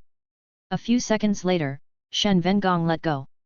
The officer whose hand was pinched suddenly lost his balance and fell backward, supported by another person. The officer wanted to rush up again, but was stopped by the leading officer raising his hand. "What's your name?" the leading officer asked. "Why should I tell you? Do you have something to say or not? If not, leave quickly." Shen Vengong replied unhappily. These people were so arrogant that he didn't want to give them a good look. "Let me introduce myself, my name is Duan Bing, the chief of the 2nd Division of the Security Bureau under the Military and Political Department." Duan Bing reached out his hand to shake Shen Vengong's hand. "Tian Gang," Shen Vengong gave him some face when he saw that the other party was being polite. After all, the other party was wearing a military uniform, so it was better not to provoke them if possible. "Tian Gang? Not your real name, is it?" Duan Bing smiled. "My name is Tian Gang," Shen Vengong said. Duan Bing didn't continue to dwell on this topic, but asked, "Are you a mutant? You know about mutants?" Shen Vengong was surprised. Duan Bing was also very surprised. He didn't expect that this guy named Tian Gang also knew about mutants. You should know that this name was taken by their secret experimental group themselves. It seems that there are many people outside who know about mutants. That's right, we're here for this matter too. I wonder if Brother Tian Gang is interested in coming back to the military and political department with us. Duan Bing decisively extended an invitation. This was a mutant he got for free, so why not take him? "No interest," Shen Vengong refused without even thinking. "Don't go too far." The officer next to him, whose anger hadn't subsided, scolded. Duan Bing patted the officer's shoulder, signaling him not to be impulsive. "Brother Tian Gang, we have no ill intentions. This time we came to Milan under the order of the speaker to find mutants. With your good skills, you should show your talents and serve the country," Duan Bing persuaded earnestly. "Brother, who are they?" Luo Er saw Shen Vengong talking to the people, and it seemed like they had fought, so she came over and asked. "Don't know them," Shen Vengong replied, then looked at the people and continued. "I don't care what you're here for. I'm not interested in going with you, please leave." Shen Vengong didn't give these impolite officers a good look at all. "Okay, then we'll leave first," Duan Bing said. The other two people next to him were full of dissatisfaction and doubt. Why did he compromise? Duan Bing didn't explain and told the two to get in the car and leave. Mayor Gong's office. "Do you gentlemen have anything else?" Mayor Gong asked, puzzled, seeing the three officers return. Chapter 75. Mayor Gong, why didn't you mention that there are mutants in your resettlement area? Duan Bing questioned. Mutants? What are mutants? Mayor Gong didn't understand. Duan Bing was directly choked and speechless. Okay, it's like playing the lute to a cow. Mayor Gong, it's like this. We found the person we're looking for at the Merlin resettlement area, and we hope you can coordinate so that he can return to Kyoto with us, Duan Bing said. Mayor Gong's heart skipped a beat. Could it be that Cao Yinghua has been discovered? Or have they found other members of the mercenary guild? After all, more than 40 members of the mercenary guild have been vaccinated. But are these people all seeing? Can they even tell if someone is immune to the virus? He didn't know that mutants had special abilities. I don't know where the person you're talking about is, what's his name? Mayor Gong asked. His name is Tian Gang, Duan Bing replied. Tian Gang. Mayor Gong didn't remember knowing such a person, so he shouted. Secretary Lu, please come in for a moment. Mayor Gong, you called for me. Secretary Lu walked in. Yes. Do we have someone named Tian Gang in our base? Do you know him? Mayor Gong asked. Tian Gang? Let me think. No, I haven't heard of him. Secretary Lu frowned, thinking for a long time but couldn't recall. Duan Bing frowned, he thought this was just a perfunctory response. A mutant, who also possesses firearms, couldn't possibly be an unknown figure in the resettlement area. Mayor Gong, I hope you can seriously cooperate with our work. Although our military and political department is not a directly managed local department, defying the speaker's orders is not something a small mayor like you can afford. Duan Bing warned. Absolutely not. Mayor Gong was taken aback. With such a big label placed on him, his career would be over. How about this, you take me there, and I'll see who it is. I really don't know of such a person, Mayor Gong hurriedly stated. At the same time, in the mercenary guild, Dongfang Chen was sitting in the office drinking tea with brother Zhang when Shen Vengong walked in. Boss, there's a situation, Shen Vengong said. Oh? What's wrong? Dongfang Chen put down his teacup and asked. Shen Vengong recounted what had just happened. So, the people from the military and political department already know about the existence of mutants? And they invited you to go? Dongfang Chen asked. Yes, Shen Vengong replied. This is a good thing. The military and political department being able to discover mutants means that the official research work has never stopped. Besides, wouldn't going to the military and political department be a good opportunity to lie low? Dongfang Chen said after a moment of thought. Ah? But we didn't have a very pleasant conversation just now, Shen Vengong said embarrassedly, scratching his head. If he had known, he wouldn't have been so reckless just now. These are all minor matters. I estimate that since you didn't agree, they will come over to persuade you. When the time comes, mention Luo Er as well, and this matter will be settled, Dongfang Chen said. Okay. Shen Vengong agreed. Sure enough, as expected. Half an hour later, Duan Bing brought Mayor Gong to the mercenary guild again. This is the mercenary guild. Mayor Gong's heart skipped a beat. If it was Boss Niu's subordinate, the matter would be difficult to handle. The current Boss Niu might not give him any face. We met him here just now, Duan Bing said. Oh. Good, good, good. Let's go in first. Mayor Gong didn't dare to be presumptuous and could only bite the bullet and go in. Hello, Mayor Gong. The patrolman at the door, seeing that it was Mayor Gong, hurriedly came up to greet him. Is your guild leader in? Mayor Gong asked. He had met Zhang Yuankui a few times, but they weren't very familiar. Yes, he is. I'll take you there. Mayor Gong and his group followed the patrolman towards the guild leader's office. Mayor Gong, I didn't know you were coming, sorry for not greeting you sooner. Zhang Yuankui appeared very polite. Tian Shat, these gentlemen are from the military and political department, here to ask you about something. Mayor Gong went straight to the point. Zhang Yuankui knew what it was about, so he wasn't surprised. All right. Of course. Please, have a seat.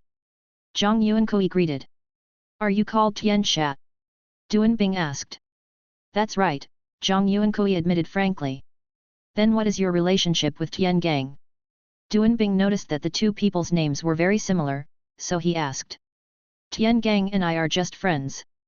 Are you here to look for him? Zhang Yuankui said. Yes. I don't know if guild leader is aware, but Tian Gang is a mutant, Duan Bing said. I know. Zhang Yuankui poured tea for everyone while calmly answering. Sure enough, this mercenary guild is not simple. Duan Bing felt a chill down his spine. Just how many unknown secrets are there in this small resettlement area's guild? It's like this, we are here this time under the speaker's orders to conscript mutants. We hope that guild leader Tian Sha can release him, Duan Bing said. Look at what you're saying. Tian Gang and I are just ordinary friends, not my subordinates, there's no question of releasing or not releasing him. As long as he's willing to go, there's no need to ask for my opinion, Zhang Yuankui said with a smile. Duan Bing frowned, revealing a hint of displeasure. Both Mayor Gong and the guild leader of this mercenary guild said they had nothing to do with it, giving him the feeling that they were passing the buck. Chapter 76. But, on the other hand, since it's what the country needs, I can help with the ideological work. It's just that he has one quirk, he has to take his sister everywhere. If you don't transfer his sister along with him, I'm afraid he won't go with you, Zhang Yuankui added. Hearing this, Duan Bing's brow relaxed. So that's the situation. Oh, right, how many mutants do you need? Zhang Yuankui asked earnestly. What do you mean? Duan Bing asked. I mean, would you mind taking one more mutant? Zhang Yuankui asked with a smile. Are there other mutants here? Duan Bing asked in surprise. Sometimes he would visit several settlements in a row and not see a single asymptomatic case. But here, they were asking if he would mind taking an extra one. I'll tell you quietly, his sister is also a mutant. And exceptionally powerful. Zhang Yuankui said softly. Hearing this, Duan Bing clenched his fist in excitement. Mayor Gong, who was next to him, was utterly confused, feeling like it was his first time in Meilin. Is this true? Duan Bing asked. What are you saying? Would I lie to you about this? You'll know if you try it later, Zhang Yuanqui said, taking a sip of tea. If that's the case, then there's absolutely no problem transferring both of them back to the military and political department, Duan Bing said confidently. All right, then there's no problem. I'll call them in, Zhang Yuanqui said, getting up and going out. Soon after, Shen Vengong followed Zhang Yuanqui in. Why is it you again? Shen Vengong asked first. Although he had already decided to go, he couldn't lose face. Brother Tian Gang, we apologize for our bad attitude earlier, Duan Bing said, standing up. There's no need for apologies. I already said, it's impossible for me to go with you, Shen Vengong said. Is it because of your sister? Duan Bing asked, believing he had grasped the crux of the problem.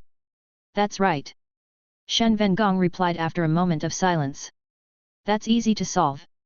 You and your sister can go together, Duan Bing replied. Ah! Shen Vengong pretended to be surprised, looking at Zhang Yuanqui and saying. Chairman, what's this? Tian Gang, since they've agreed to let you go together, I suggest you go. Going to Kyoto is much better than staying here with nothing to do, Zhang Yuanqui said, pretending to do ideological work.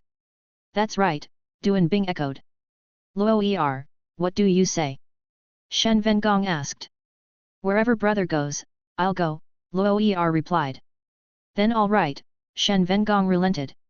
Great, that's wonderful, Duan Bing said happily. After Duan Bing left with the others, Mayor Gong asked. Chairman Tianxia, what exactly are mutants? Why do the people from the military and political department seem to have found some kind of treasure? Mayor Gong asked curiously. Mutants are also a type of infected. It's just that they don't zombify after infection, which is similar to asymptomatic carriers. The difference is that mutants gain enhancements in all aspects of their bodies, leading to increased physical functions, Zhang Yuanqui explained. I see, Mayor Gong said, seemingly understanding. This had nothing to do with him. As long as the settlement didn't have any problems, the other things didn't matter. Anyway, he couldn't manage them. Xiaolin, Tian Gang and Qun Luo will definitely undergo background checks after entering the military and political department. Help them create a brand new identity and send the information to them, Dongfang Chen said after everyone left. Yes, Commander, Xiaolin replied. Another week passed in the blink of an eye. The red-clad sex enforcers that they were waiting for never appeared, and the Finch lurking in the Huailing settlement didn't send back any useful information either. Inside Niu Xingguang's office at the Huitong Chamber of Commerce. Mr. Dongfang, you said it's been so long, why haven't the red-clad sex people come yet? Niu Xingguang asked. I'm not sure. I haven't been able to gather any further information on my end either, Dongfang Chen replied. Are you saying that the information from last time was wrong, or that the red-clad sex people discovered something and then didn't dare to come? Niu Xingguang said. The information from last time shouldn't have been wrong, otherwise Mei Wenhua wouldn't have admitted it. If the red-clad sect cancelled the operation, then what reason caused them to cancel it? Could it be related to Mei Wenhua's death? Dongfang Chen thought for a long time but couldn't find an answer. I can't figure it out for now, let's not worry about this for now. How's the preparation work going on the mercenary guild's side? Dongfang Chen asked. Everything is ready, Niu Xingguang said.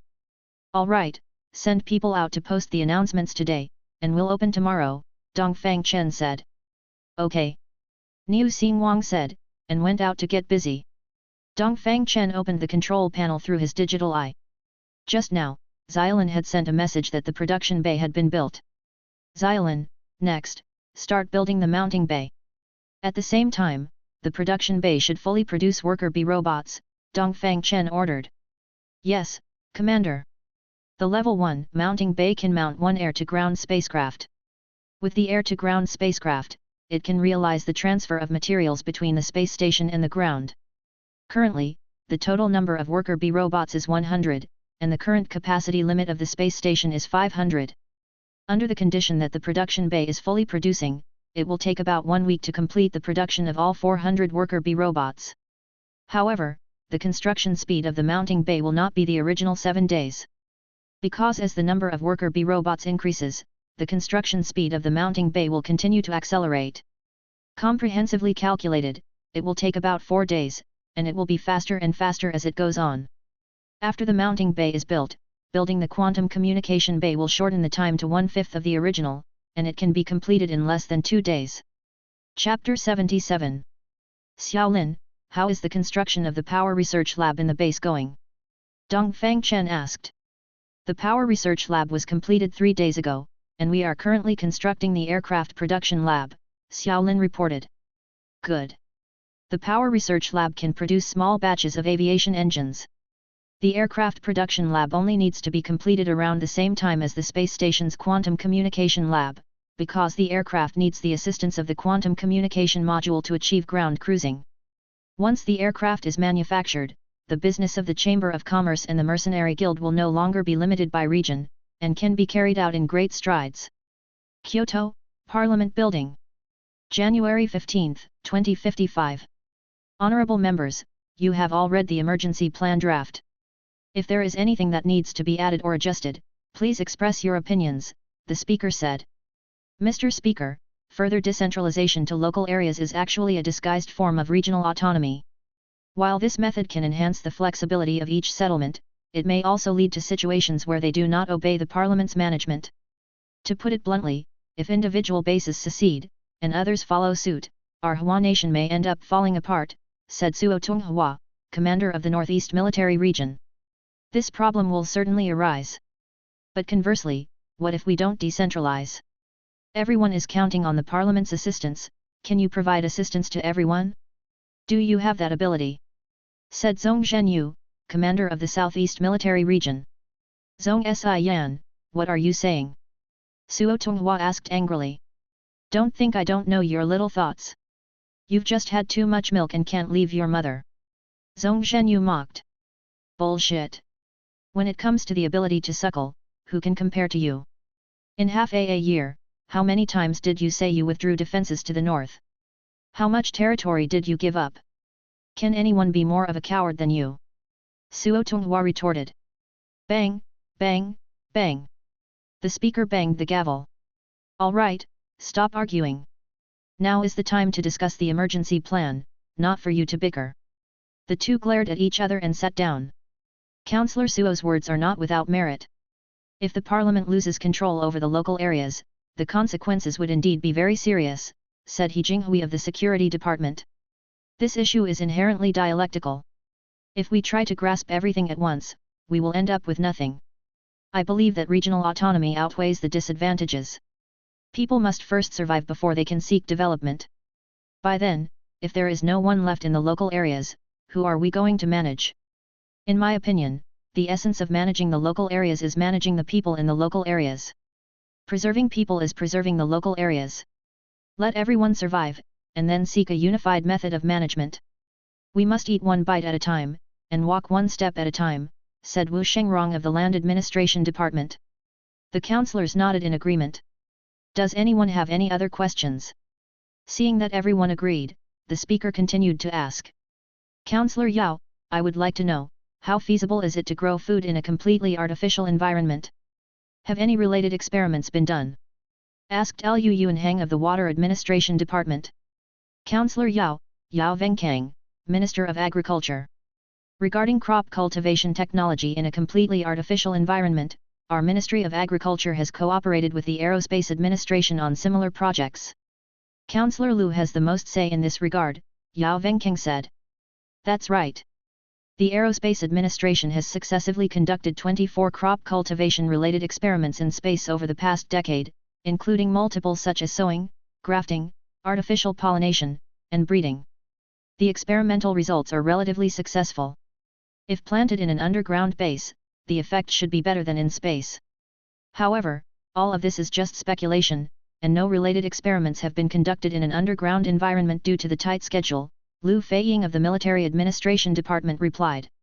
I believe that for the sake of insurance, we need to conduct thorough experiments on several key systems that people rely on for survival, such as the air circulation system, the microbial detection system, the agricultural system, and the water circulation system, to ensure that everything is foolproof, Lu Yunheng of the Water Administration Department suggested. Agreed. Agreed. The councillors expressed their opinions. Then this matter will be led by the Military Administration Department, with the coordinated power of multiple departments, to start the relevant tests as soon as possible, the speaker said. Yes. Lu Feiying, Minister of the Military Administration Department, replied. Okay, next item on the agenda.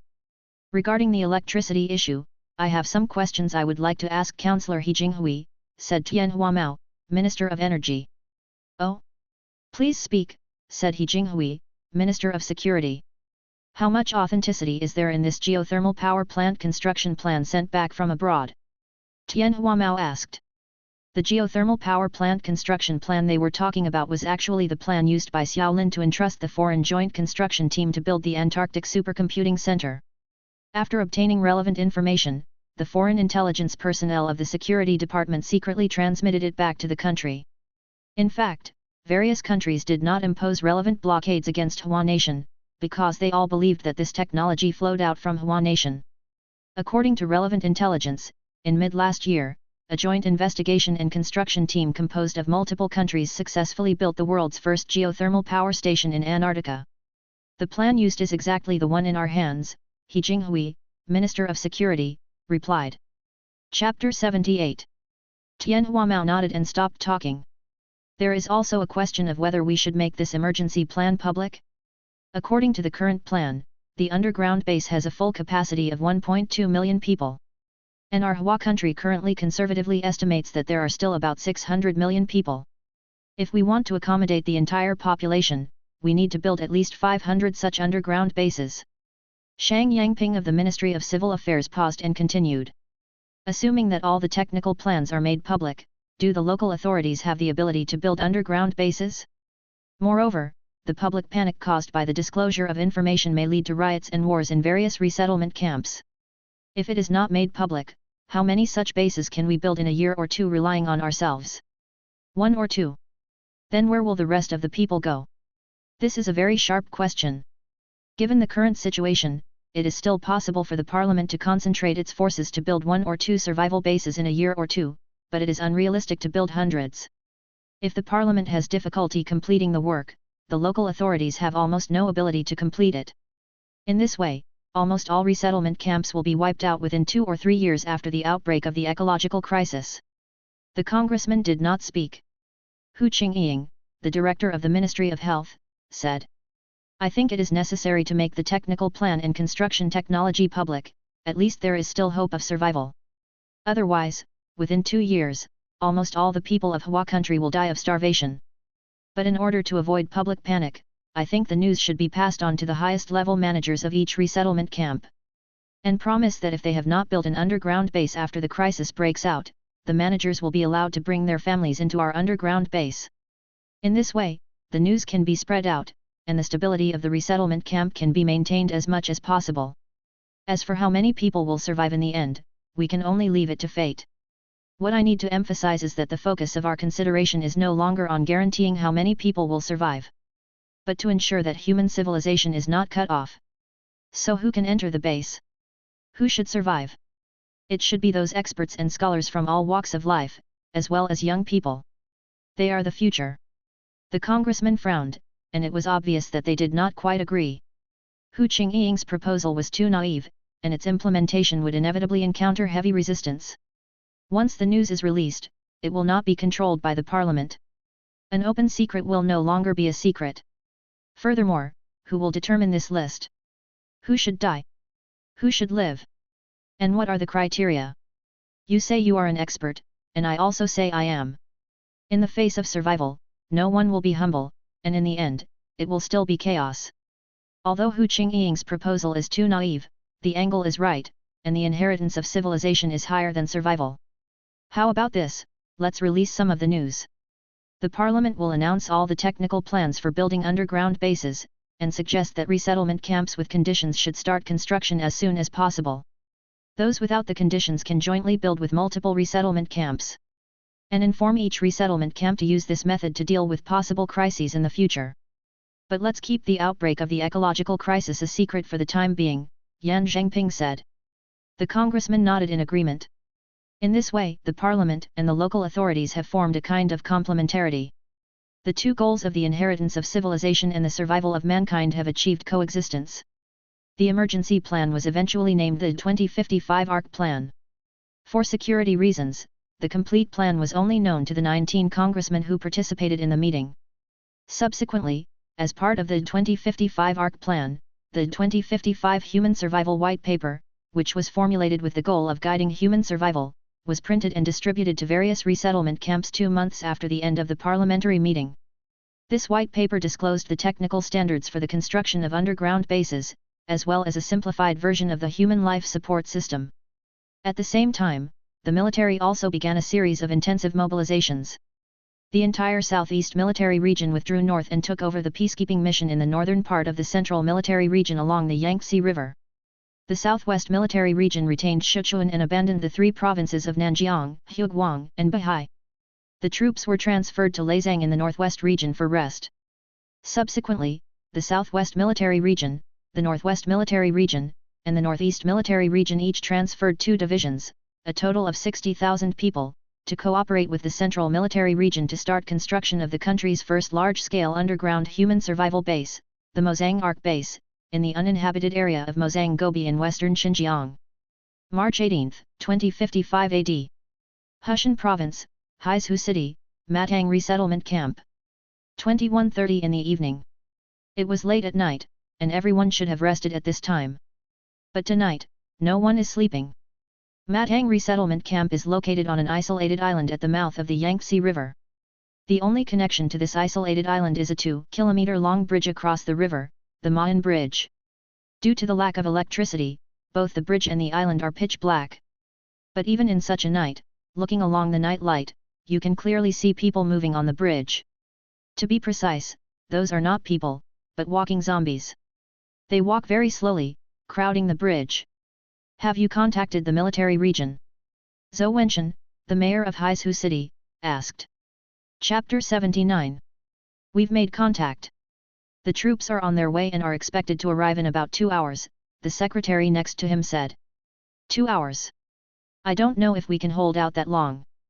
Zhou Wenxian looked at the densely packed zombies on the bridge in the distance and said worriedly. This was the first time in months since arriving here that they had been attacked by so many zombies. Zhou Wenxian felt uncertain.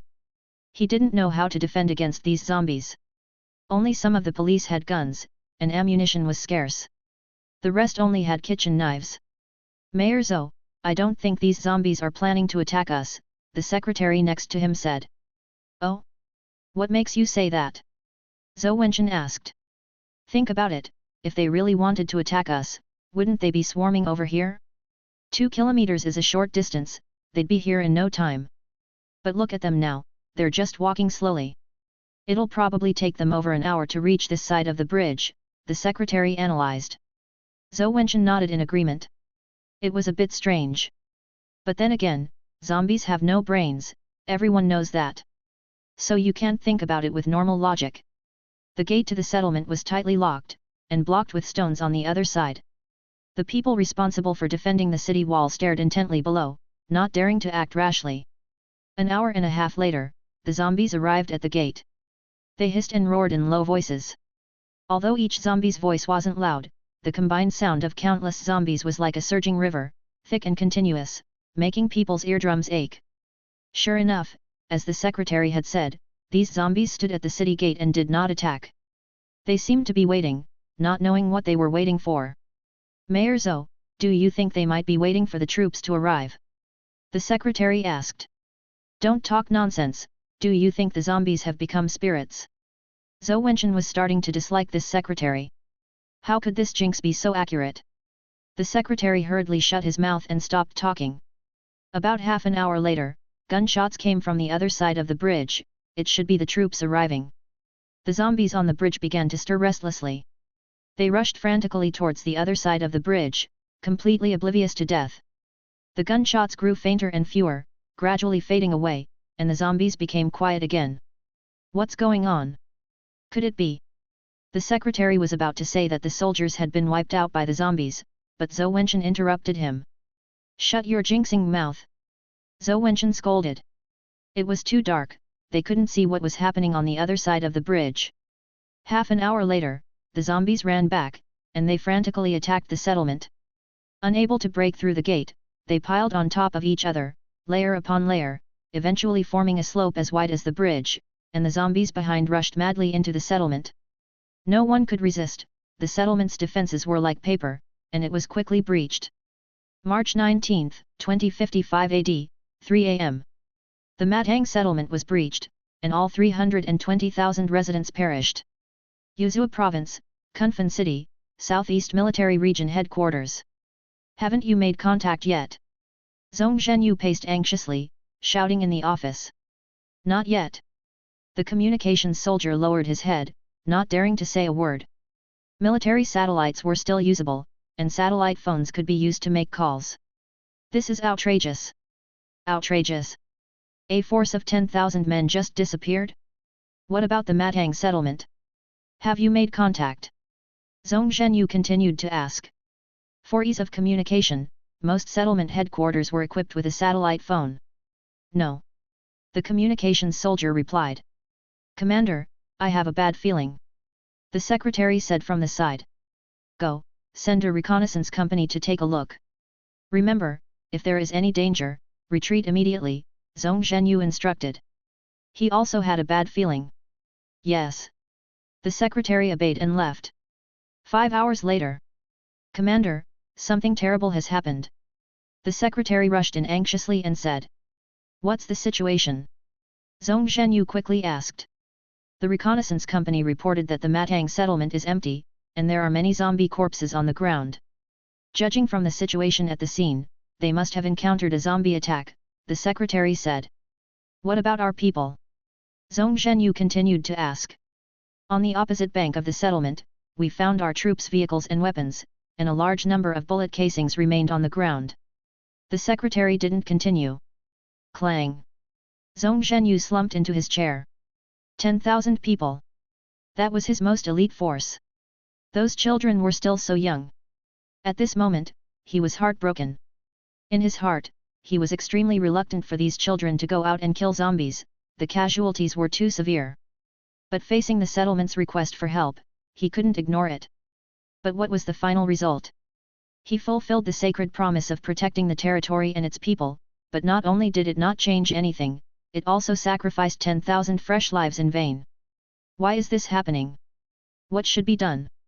Zhong Zhenyu fell into an unprecedented dilemma. Report. Enter. Commander, Commander Yan of the Southwest Military Region is here. The duty guard company soldier reported. Oh? Quick, invite him in. Zhong Zhenyu braced himself. Chapter 80. Brother Zhong, guess what I brought you? Yan Zhenping's loud voice preceded him into the room. Old Yan, what wind blew you in my direction? Come, sit. Zhang Zhenjiahu stood up to greet him. What's wrong? You don't look too good. Yan Zhenping asked, noticing Zhang Zhenjiahu's expression. Oh, it's nothing. Is there something you needed today? Zhang Zhenjiahu asked, avoiding the question. Hey. Nothing really, just wandering around. I just got my hands on 2 bottles of good wine and thought I'd come over and have a couple of drinks with you, brother Zhong. Spare me that, will you? Do you think I don't know you? You wouldn't leave your den for nothing. And you brought your own drinks. Zhang Zhenjiahu said with disdain. Let's go, let's go. Find a quiet place, get a couple of appetizers, and we'll talk while we eat. Yan Zhenping urged him to get up, no longer trying to explain. The 2 men sat down in a quiet room, with a few side dishes placed on the table. Yan Zhenping twisted open the bottle and filled both their glasses. Zhang Zhenjiahu seemed absent-minded, watching the whole time without lifting a finger. Brother Zhong, you seem off today. Come on, let's have one. Yan Zhenping said, raising his glass. Zhang Zhenjiahu didn't say anything, raised his glass, clinked it against Yan Zhenping's, and drank it all in one gulp. Yan Zhenping looked at him, didn't say anything, and drank his own in one gulp as well. After a few rounds of wine and a few bites of food, Yan Zhenping finally got to the point. Brother Zhong, I came to you today because I need your help with something, Yan Zhenping said. Speak. Zhang Zhenjiahu said succinctly. It's like this, our southwest military region is currently withdrawing its defenses from the 3 provinces of Nanjiang, Huguang, and Bahai, right? But there are still 50 or 60 settlements above ground, and we can't just abandon those people. So I was wondering if I could temporarily borrow your transport planes to move those people to a safe location as soon as possible. Yan Zhengping explained his purpose. Old Yan, do you think it's still meaningful to do these things? Zhang Zhenjiu asked in a low voice. What do you mean? Yan Zhengping frowned. What is the purpose of our proposed 2055 human survival white paper? Zhang Zhenjiu asked. These are 2 completely different things, Yan Zhengping replied. They are one and the same. Old Yan, I advise you, do less of this kind of thing in the future. Zhang Zhenjiu was getting worked up. Brother Zhong, what are you talking about? Protecting the territory and its people is the duty of us soldiers. Are we supposed to just stand by and watch those people die? Yan Zhenping's temper flared up. Did you not attend the council's meeting, or did you not understand the articles? The documents have already been issued to each settlement. Their chance of survival needs to be earned by themselves. Why are you meddling in so many unnecessary affairs? Can you manage it all? Do you have the ability to manage it? Zhang Zhenjiu retorted unpleasantly. Zone 4 Eyes, I finally understand. Suo Tonghua from the northeast was right, you're just a coward. Yan Zhengping was furious. Who's a coward? Old Yan, I'm telling you, it's only because it's you. If anyone else said that, I'd beat the crap out of them. Zhang Zhenjiu stood up, pointing at Yan Zhengping. Then explain to me, when did the people's affairs become unnecessary affairs? Yan Zhengping asked, suppressing his anger. It's because you haven't experienced it. 10,000 excellent commanders and soldiers fell in the zombie frenzy, without even making a ripple. Zhang Zhenjiu said loudly, with tears faintly visible in his eyes. What's wrong? What happened? Yan Zhengping calmed his anger and asked in a low voice. Alas! Just yesterday, the Matang settlement in Haizhu City was surrounded by zombies, and the mayor of Haizhu City, Zhou Wenchen, asked for help. Tell me, should I send troops or not? I had the same idea as you at the time, what are we soldiers for? Isn't it to protect the people? But what was the result? All dead. All dead. All turned into zombies. Zhang Zhenjiu's eyes were bloodshot. He took a deep breath, took off his glasses, and advised. So I'm telling you, old Yan, don't take on a task if you don't have the skills. Don't end up failing to get things done and wasting the lives of our soldiers. So that's how it is. Yan Zhengping understood. No wonder Zhang Zhenjiu seemed so strange today. Yan Zhengping walked to Zhang Zhenjiu's side and pushed him back into his seat. Then he walked to the opposite side and sat down again. He filled their glasses. Brother Zhong, to be honest, I've felt the same way before. Last year, I issued an order strictly forbidding anyone from going out on missions. It's not that we're heartless, it's not that we don't care about the lives of the people. But managing it is worse than not managing it at all. How do you manage it? If we want to win this crisis, we can't just rely on a rush of blood to the head, Yan Zhengping said, drinking a full glass and refilling it. But this year is different. I'll tell you quietly, just my Zhanfeng Commando Company, do you know how many zombies they've killed in the last 3 months? How many? Zhang Zhenjiu asked. 100,000. Yan Zhengping raised his eyes to look at him, reporting a number. How many casualties? Zhang Zhenjiu continued to ask. If casualties weren't a concern, eliminating 100,000 zombies wouldn't be anything. No casualties, Yan Zhengping smiled mysteriously. What? Zhang Zhenjiu stood up in surprise, staring intently at him. Impossible, absolutely impossible, Zhang Zhenjiu didn't believe it at all. Chapter 81. Believe it or not, it's up to you. There's no other reason for me to tell you this. I just want to say that you shouldn't take on jobs you're not qualified for. But as it happens, I have the right tools for the job. Yan Zhengping smiled mysteriously and took another drink. No way, you have to tell me how you did it. Zhong Zhenjiu sat down and asked impatiently. All right, brother Zhong, let's not talk about that today. I came here to borrow a transport plane from you. See if you can arrange it as soon as possible. Yan Zhengping stopped there and changed the subject. Actually, he didn't want to reveal the secret of the equipment, after all, he only had 1,000 sets equipped so far. However, he didn't want to watch more soldiers go out on missions without protection and sacrifice themselves. So, he decided to reveal a little bit of information to him first. "No way, you tell me how you did it, otherwise, no deal," Zhong Zhenjiahu said. "Hey! Let me tell you, I don't fall for that. If you don't want to, that's fine. I'll go find the butcher from the northwest," Yan Zhengping threatened. The Northwest Butcher refers to Shen Tuhengao, the commander of the Northwest Military Region. "You? Fine. Okay, borrowing is fine, but you have to let me observe your Zhanfeng assault team in person." Zhong Zhenjiahu took a step back. If he really let him go to the butcher, then he wouldn't even get the soup. "Deal," Yan Zhengping said happily. "Commander, the ground-to-air spacecraft has completed its self-check and can be separated at any time." "Okay, control the ground-to-air spacecraft to complete the separation and immediately transport the Queen Bee to Antarctica. Upon arrival, immediately start the supercomputing center upgrade mission." "Yes, Commander." "Where are we now?" Dongfang Chen asked. "About to arrive in Yundu City," Xiaolin replied. "Okay, send a message to Fang Hua in advance to inform them of our route, so as not to cause unnecessary trouble." "Yes, Commander." At the same time, in the Air Defense Command of the Southwest Military Region. "Report, an unidentified flying object has been detected over Yundu City. One of us, don't worry about it," the commander said. "Yes." Yan Fangfang knew that Dongfang Chen was coming and waited at the airport early. But until the plane landed, she couldn't calm down.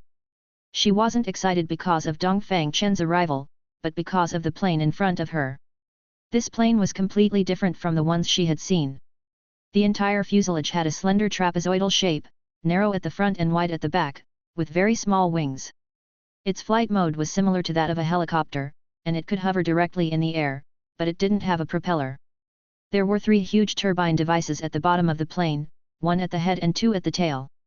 The turbines emitted a dazzling blue light, but they didn't produce the huge roar and surging air waves of other planes. The plane was already close at hand, but the sound was very small, as if it was quietly parked in front of her and hadn't started. Then, the 6 landing gears opened and the plane landed. The dozen or so members of the Zhanfeng assault team behind Yan Fangfang looked at each other, not knowing what was going on. They were also immersed in this incredible scene.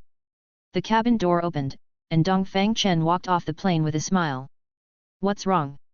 Why are you looking at me?" Dongfang Chen laughed. "This plane, where did it come from?" Yan Fangfang asked, pointing at the plane. "Your question is so funny. Where do you think it came from?" "Of course, we made it ourselves," Dongfang Chen replied. "You didn't loot some alien civilization, did you?" Yan Fangfang asked. "That's right," Dongfang Chen admitted. "Tch. You're such a braggart." Yan Fangfang didn't believe it. "See, sometimes no one believes the truth. Where's your dad? I have something to talk to him about." Dongfang Chen didn't continue the topic and asked.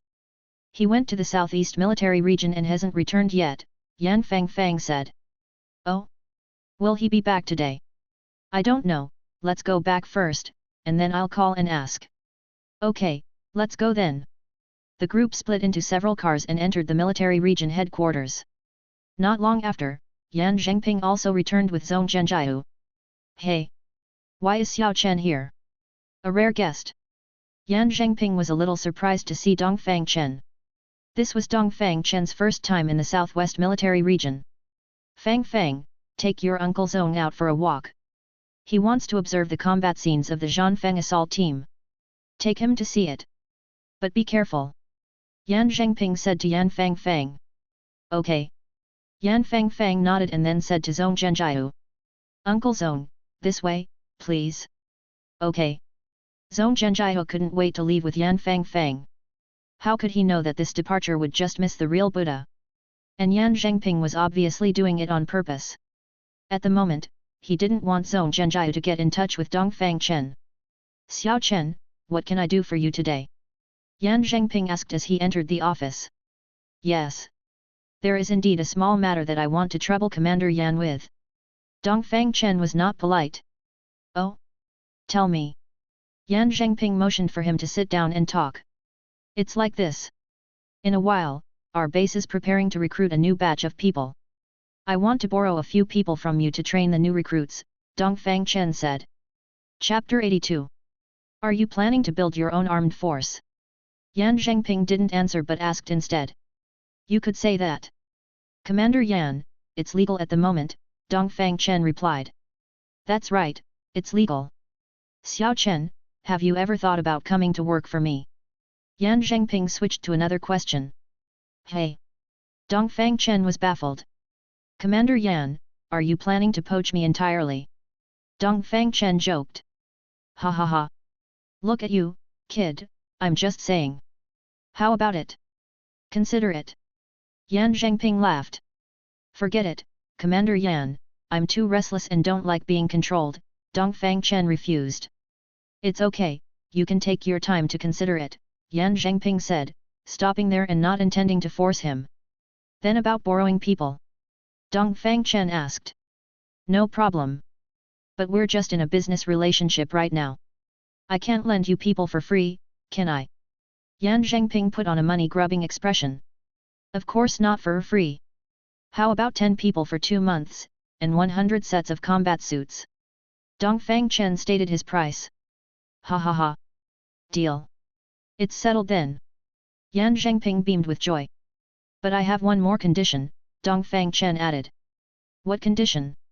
Yan Zhengping was taken aback. Rongpo must go, Dongfang Chen said. Yan Zhengping pondered for a moment and replied. As you wish. Then I'll trouble Commander Yan. I'll contact you again when the time is set. Dongfang Chen stood up, ready to leave. What, you're leaving already? Yan Zhengping asked. Yes. I have other things to take care of, so I won't disturb you any longer, Dongfang Chen smiled. All right. Let's have a drink sometime if we get the chance, Yan Zhengping said politely. Okay. Yuzhou Province, Mizhu City, Urban Area, Development Zone. A 10-man squad was searching within a factory area. Team 1 normal. Team 2 normal. Captain, situation, someone suddenly reported through the walkie-talkie. Everyone, converge towards Team 3's direction, the captain ordered. These people were mercenaries from the Mercenary Guild. They were wearing the Guardian I-type combat suits provided by the guild, and holding Guardian I-type laser guns. However, other aspects were relatively poor, such as the walkie-talkies, which were just ordinary handheld walkie-talkies. After hanging up the walkie-talkie, the captain quickly moved towards Team 3's direction. Those who arrived at the scene were stunned by the scene before them. In a huge wastewater pool, there were densely packed corpses. It was obvious that these corpses were zombie corpses. Their crystal nuclei were all gone. If it were just this, it wouldn't be enough to surprise them. What really surprised them was that all the zombies were in a state of climbing towards the center. The more towards the center, the more there were, and the higher they were piled up. And in the very center was a high platform, and at the center of the high platform stood a flagpole, with a blood-red banner hanging across the top of the flagpole. It looked like some kind of sacrificial activity had been held here. Report to the guild. The captain took a breath and said. Not long after, Zhang Yuankui arrived with people. Guild leader, it's here, the squad leader led Zhang Yuankui over. You guys go out first, Zhang Yuankui said. After everyone left, Zhang Yuankui transmitted the image to Dongfang Chen through his digital eye. At this time, Dongfang Chen had already left the southwest military region and was flying back. Brother Zhang, do you think this could be the Red Cloak Society's doing? Dongfang Chen asked, looking at the synchronized image. I think it's possible, Zhang Yuankui replied. I'll send the picture to Chu Zhengping and see if he knows, Dongfang Chen said. As he spoke, Dongfang Chen had Xiaolin transmit the image. Boss, I haven't seen it before. But judging from the looks of it, it might be the spirit summoning ritual they mentioned. Chu Zhengping quickly sent a text message. What is the spirit summoning ritual? Dongfang Chen asked.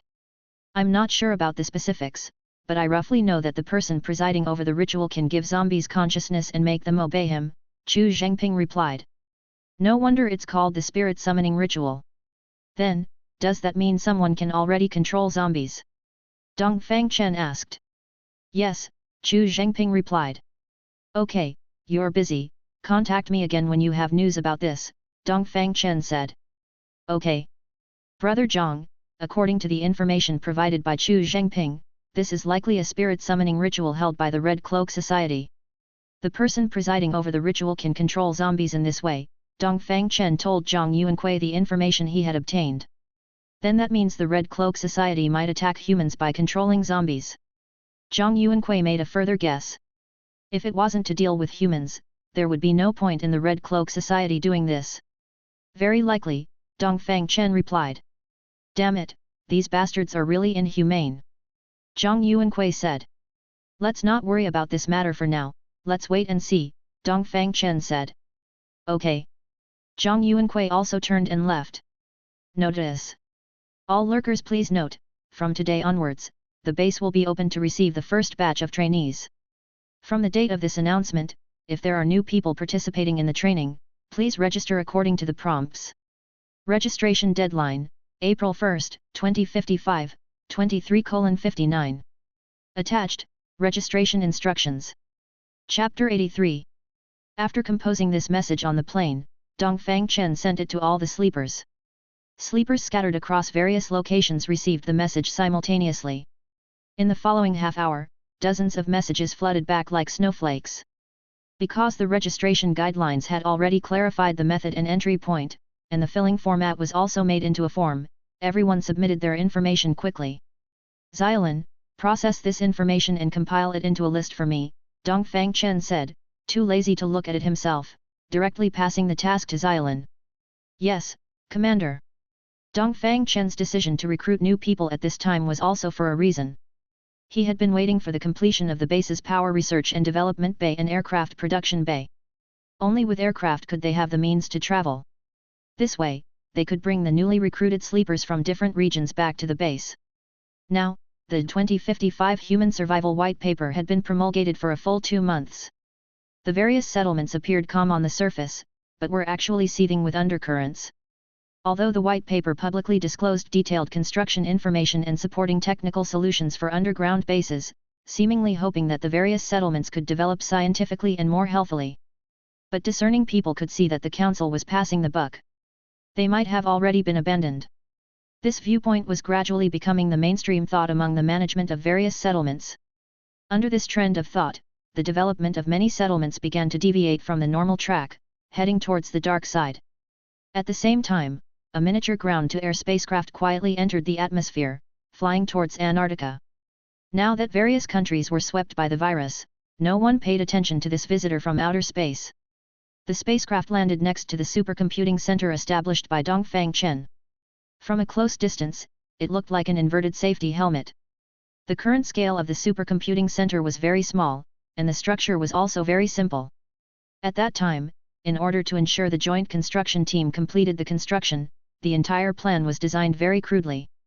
The bottommost part was the geothermal power generation room.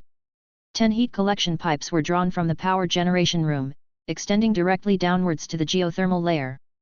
The collected heat was conducted to the power generation room, and then converted into electrical energy by special equipment. The converted electrical energy was conducted to the supercomputing center's computer room above through cables. The computer room's area was only about 10 square meters, equipped with a ventilation system to prevent heat from accumulating in the computer room. After the spacecraft landed, the bottom hatch opened, and the newly produced Queen Bee robot broke through the ice and snow, drilling into the Earth's crust. Subsequently, the spacecraft hatch closed, started, and returned to the space station. This Queen Bee carried an important mission. It would incubate new bee ant robots here and build a brand new supercomputing center. Dongfang Chen did not return to Binjiang, but went to the Merlin settlement. The current Merlin settlement was different from the past. The streets had become lively, with countless people doing various small businesses, a scene of prosperity. The number of people in the mercenary guild was constantly increasing. With the support of the authorities, they borrowed equipment and weapons from the guild through loans, and then carried out several escort missions in the city of Mizhu.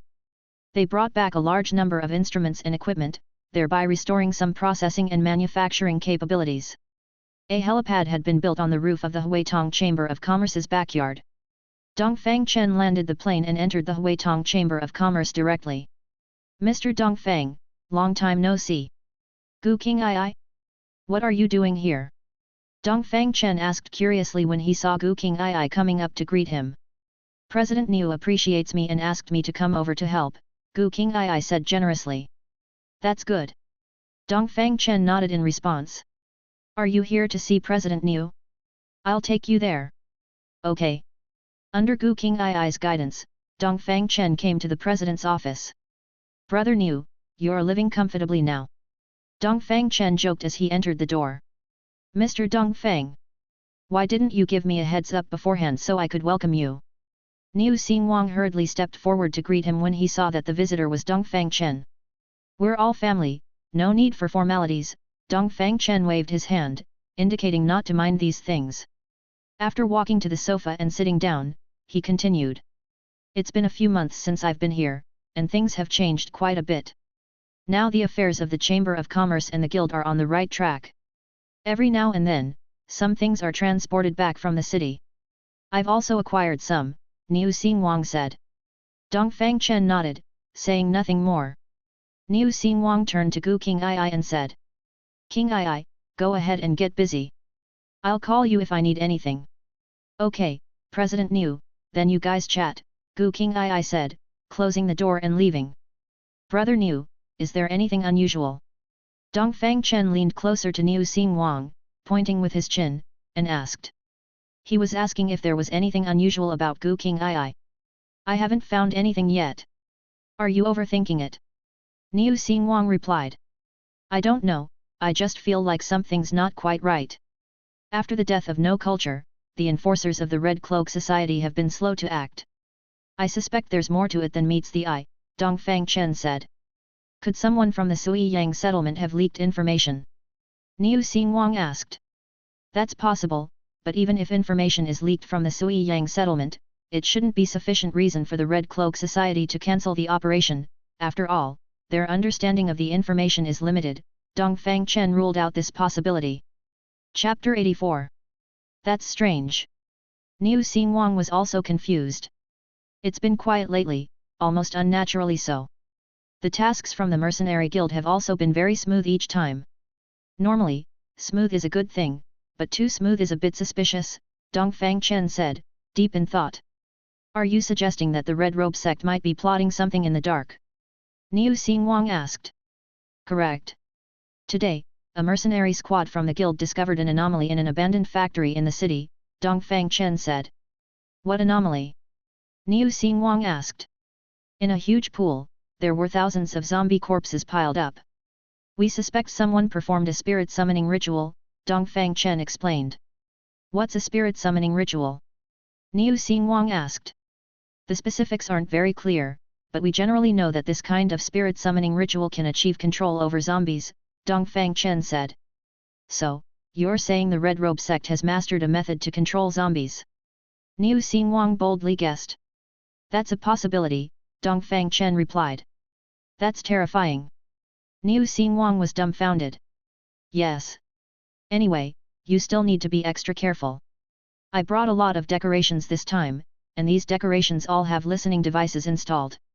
Arrange for them to be placed in various locations within the Chamber of Commerce and the Guild, covering as much area as possible, Dongfang Chen instructed. All right. What about Gu Qing'ai? Niu Xingwang asked. Let her stay at the Chamber of Commerce for now, but still be careful. It's good if there are no problems, but if there are, it's better to have her under our watch than to be completely in the dark, Dongfang Chen said. Okay. Niu Xingwang nodded. But make sure to take precautions. Wear your combat suit at all times, and don't take off your badge, Dongfang Chen emphasized. Understood, Niu Xingwang obeyed. All right, you get busy then. I'll go take a look around the guild, Dongfang Chen said. Do you want me to accompany you? Niu Xingwang asked. No need, I can go by myself, Dongfang Chen refused. Leaving the office, Gu Qing'ai was standing not far away. Mr. Dongfang, are you leaving? Gu Qing'ai asked when she saw Dongfang Chen come out. Yes, you don't need to see me off, go be busy. Dongfang Chen replied politely. Then, take care, Mr. Dongfang, Gu Qing'ai gave a slight bow and replied with a smile. Dongfang Chen nodded and walked out of the Chamber of Commerce. He was still very satisfied with Gu Qing's style of doing things. She was a very professional secretary. Her handling of people and affairs was perfectly measured, not too much and not too little. She was also very intelligent, efficient in her work, and didn't let emotions get in the way. If there really were no problems, she could become a very good assistant to Niu Xingwang, sharing a lot of his workload. The distance between the Chamber of Commerce and the guild wasn't far, only about 500 meters. Dongfang Chen walked alone on the streets of the ancient town. The streets weren't wide, there were many pedestrians on the road, and many stores had opened one after another on both sides of the street, selling daily necessities, snacks, and mobile stalls shouting along the street, creating a lively scene. This feeling was as if returning to before the apocalypse. Dongfang Chen took a deep breath, his eyes filled with nostalgia. Although people were still trying to make their lives better through hard work, he knew that even such days wouldn't last much longer. No one could reverse the ecological changes. The molecular light film would be formed in just over 2 years. By then, the light would weaken, plants would wither, the oxygen content in the atmosphere would decrease, and the temperature would drop. Perhaps new components would appear in the air, all of which would be detrimental to human survival. Heaven and earth are ruthless, treating all things as straw dogs. The cruelty of ecology is fully revealed in this. He stood on the street, stopping and lingering. He wanted to take another look, perhaps he would never see it again. What he didn't notice was that at this moment, there were 7 or 8 pairs of eyes staring at him in the crowd. Taking advantage of his distraction, several people kept approaching. Bang! Suddenly, someone hit the back of Dongfang Chen's head hard. Dongfang Chen came back to his senses, turned his head to look, and realized that he was being attacked. Everything went black, and he fell down. In order not to attract attention, 2 more strong men came up, one on the left and one on the right, propping up Dongfang Chen's arms and walking towards the alley. After the sun went down, the streets began to quiet down. With the electricity provided by the guild, the street lights on the streets were all lit. Did you find him? Niu Xingwang saw Zhang Yuankui on the street and asked anxiously. No. Zhang Yuankui also looked anxious. That's strange, where did he go? Niu Xingwang muttered to himself. President Niu, did the boss really say he was coming to the guild? Could you have misheard? Zhang Yuankui asked. Could I have misheard that? Niu Xingwang gave him a glare. Could it be that he went back? Zhang Yuankui said. The plane is still in the backyard of the parking apron, how could he go back? Even if he went back, he wouldn't even answer the phone, would he? Niu Xingwang replied. The distance from the Chamber of Commerce to the guild is only 500 meters, it should take a maximum of 10 minutes to arrive. This means that the boss had an accident during the day, Zhang Yuankui analyzed. Go, bring all the people who were doing business nearby during the day over here, and ask them one by one. I don't believe that a living person can just disappear into thin air. Niu Xingwang thought that Zhang Yuankui made sense, so he said. Okay. Chapter 85. The people from the Chamber of Commerce and the Union all sprang into action, knocking on doors from house to house. Through mutual coordination, they quickly gathered all the nearby small vendors. Chamber of Commerce Hall. Everyone, don't panic. The reason I've asked you all to come here so late is because there's an urgent matter that requires your help. We need to find someone. Whoever can provide a clue, I will reward 10,000 yuan on the spot, Niu Xingwang said, instructing Gu Qing'ai to distribute the photos to everyone. Upon hearing that there was a 10,000 yuan reward, everyone's eyes lit up. The person in the photo is who I'm looking for. Carefully recall if you've seen him before. The time frame is around 3:25 p.m. this afternoon, Niu Xingwang continued. He was wearing a blue-black jacket, light brown casual pants, and black hiking shoes. He has fair skin and long hair, Niu Xingwang added more information. Ah! I remember. A woman in her 50s exclaimed. Oh! Tell me. Niu Xingwang said excitedly. I did see a young man walking past my stall this afternoon, who looked similar to what you described. The young man was dressed very neatly, so I paid extra attention. He stood on the street for a long time without moving. I asked him if he wanted to buy something, but he ignored me.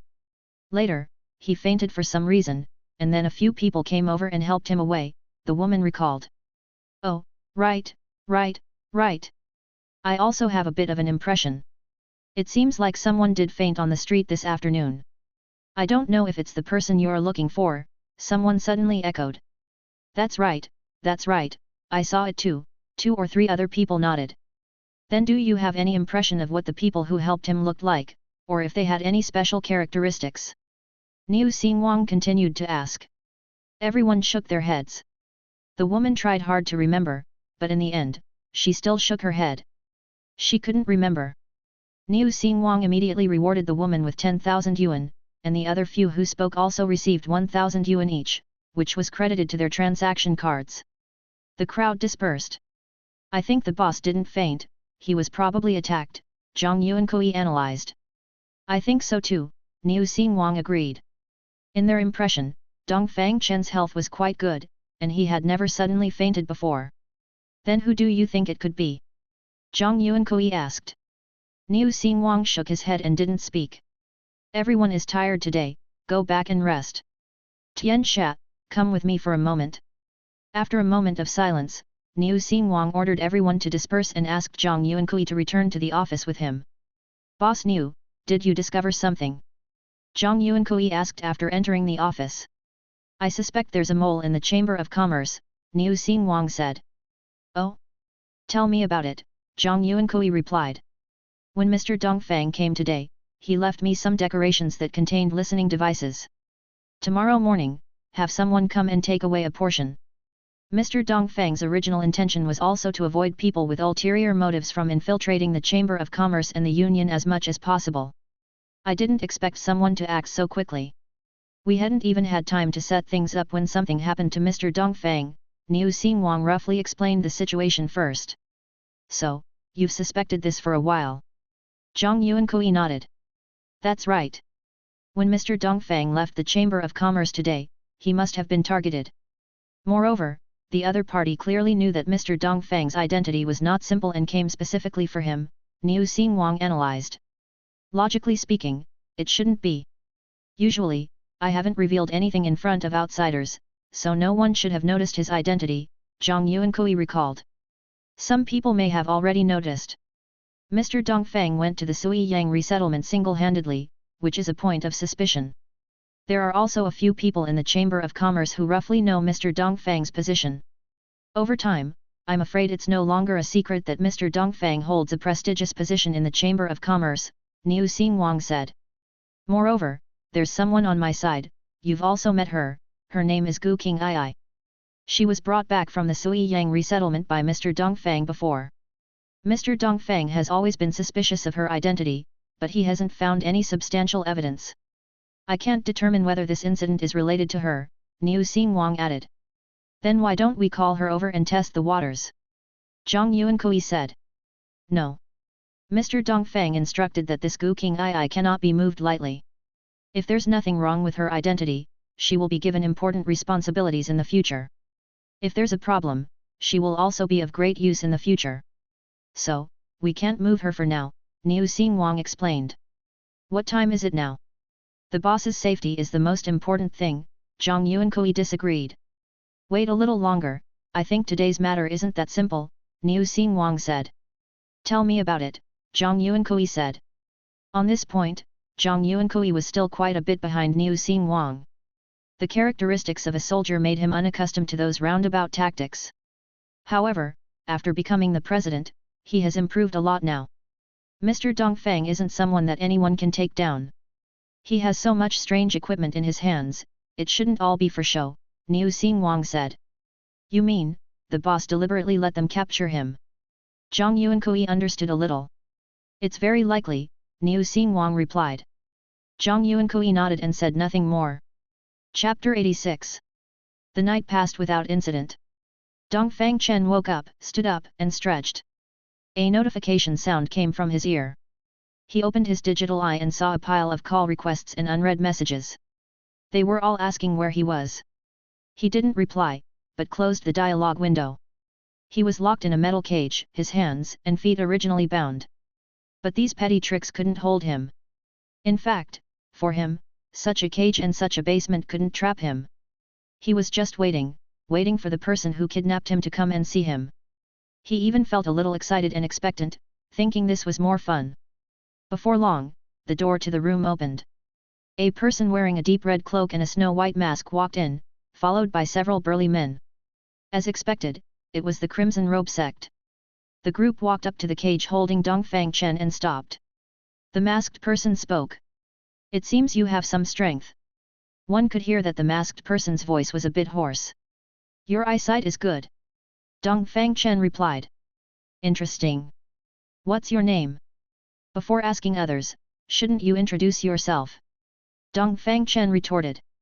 "Everyone calls me Divine Envoy."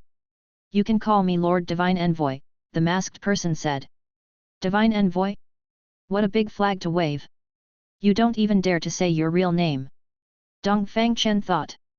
So he said. "Everyone calls me boss. You can call me that too." "Heh, young man, I'm afraid you haven't figured out your situation yet," the Divine Envoy said with slight displeasure, half threateningly. "Oh? Then tell me, what situation am I in?" Dongfang Chen retorted. "You brat, I think your skin is itching," a burly man beside him scolded. The masked person raised a hand to stop him, then said. "You all go out. I'll chat with him alone." The burly men hesitated slightly, then bowed and said in unison. "Yes." After speaking, they turned and went out, closing the door again. "Young man, do you know why we invited you here? Are you sure it's an invitation? Are the people of your Crimson Robe sect so rude?" "Oh? It seems you really know about the Crimson Robe sect. Then things are much simpler. Did you kill Mei Wenhua?" The masked person went straight to the point. "You've wronged me. Mei Wenhua was executed by the Sui Yang settlement." "It has nothing to do with me," Dongfang Chen denied everything. From this sentence, he understood that his exposure had something to do with the Sui Yang settlement. "In my opinion, there's no difference. Mei Wenhua is a minor character. It doesn't matter if he dies. What I want to know is, how do you control those spiders?" Dongfang Chen frowned. The question was a bit serious. Were there people from the Crimson Robe sect present at the time? How did they know about the spiders? Clearly, the other party was deliberately asking this, implying that they had already grasped a lot of information about him. The masked person observed the change in Dongfang Chen's expression and felt slightly pleased. However, he quickly adjusted and said. "You'll know this later. But I think it's much simpler than your spirit summoning technique." Dongfang Chen used their own methods against them, also throwing out a clue. "You know the spirit summoning technique?" The masked person was obviously surprised and began to lose his composure. "I don't know. I was just teasing you. Stop talking about these useless things. Tell me your purpose. I'm in a hurry and don't have time to waste here with you." Dongfang Chen retreated immediately.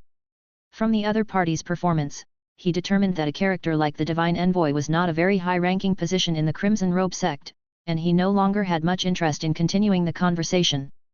"I originally wanted to develop you into the Crimson Robe sect, but now it seems you know too much. I can't keep you," the Divine Envoy said fiercely. "Your Crimson Robe sect doesn't have that much face, and you have even less." Dongfang Chen found it funny. It was truly like playing the little devil in front of the King of Hell, a shameful display. "Prepare to die." After the masked person finished speaking, he thrust his hands forward in the shape of claws. At the same time, two blood-red curtains flew out from the deep red cloak behind him, one on the left and one on the right, towards Dongfang Chen's cage. The curtains were very wide and long, swirling and constantly wrapping around the cage, until the entire cage was wrapped like a rice dumpling. The curtains emitted a faint bloody aura. "Warning! A large amount of hallucinogens has been detected entering the body. The automatic decomposition program has been started. Liver function has been increased to 300%. Heart function has been increased to 280%. Blood flow rate has been increased to 200%. Lung function has been suppressed to 30%. The panel in the digital eye automatically started, filled with red text and numerical prompts. This was the vital sign monitoring system that Xiaolin had the special equipment research lab custom made for Dongfang Chen. The entire system consisted of a central control unit the size of a capsule and 2 million nanobot sensors. These 2 million nanobot sensors were distributed throughout Dongfang Chen's various organs. When some nanobot sensors detected abnormal vital signs, they would transmit the abnormal data to the central control unit. The central control unit would make specific responses based on the danger level and threat type, and issue instructions to the corresponding nanobot sensors. After receiving the instructions, the nanobot sensors would perform the corresponding operations. For example, improving cardiopulmonary function, improving the metabolic function of organs, stimulating the lymphatic system, etc.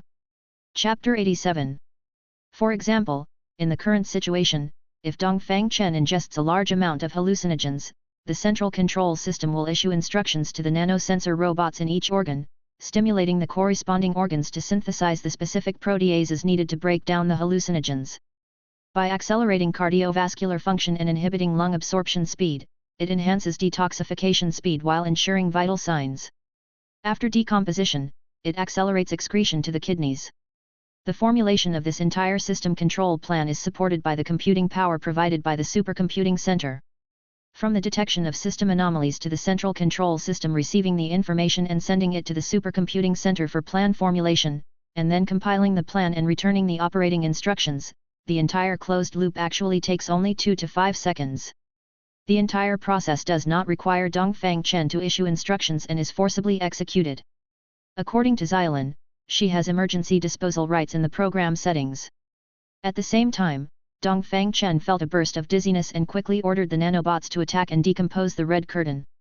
The masked man standing outside, after releasing the red curtain, put away his claws and stood there quietly, watching. He knew that the moment the red curtain successfully enveloped him, the person inside was already a lamb to be slaughtered. Unexpectedly, this attack was met with an accident, and the masked man was shocked. The red curtain in front of him began to disappear slowly from the bottom, constantly spreading upwards as if it were being dissolved.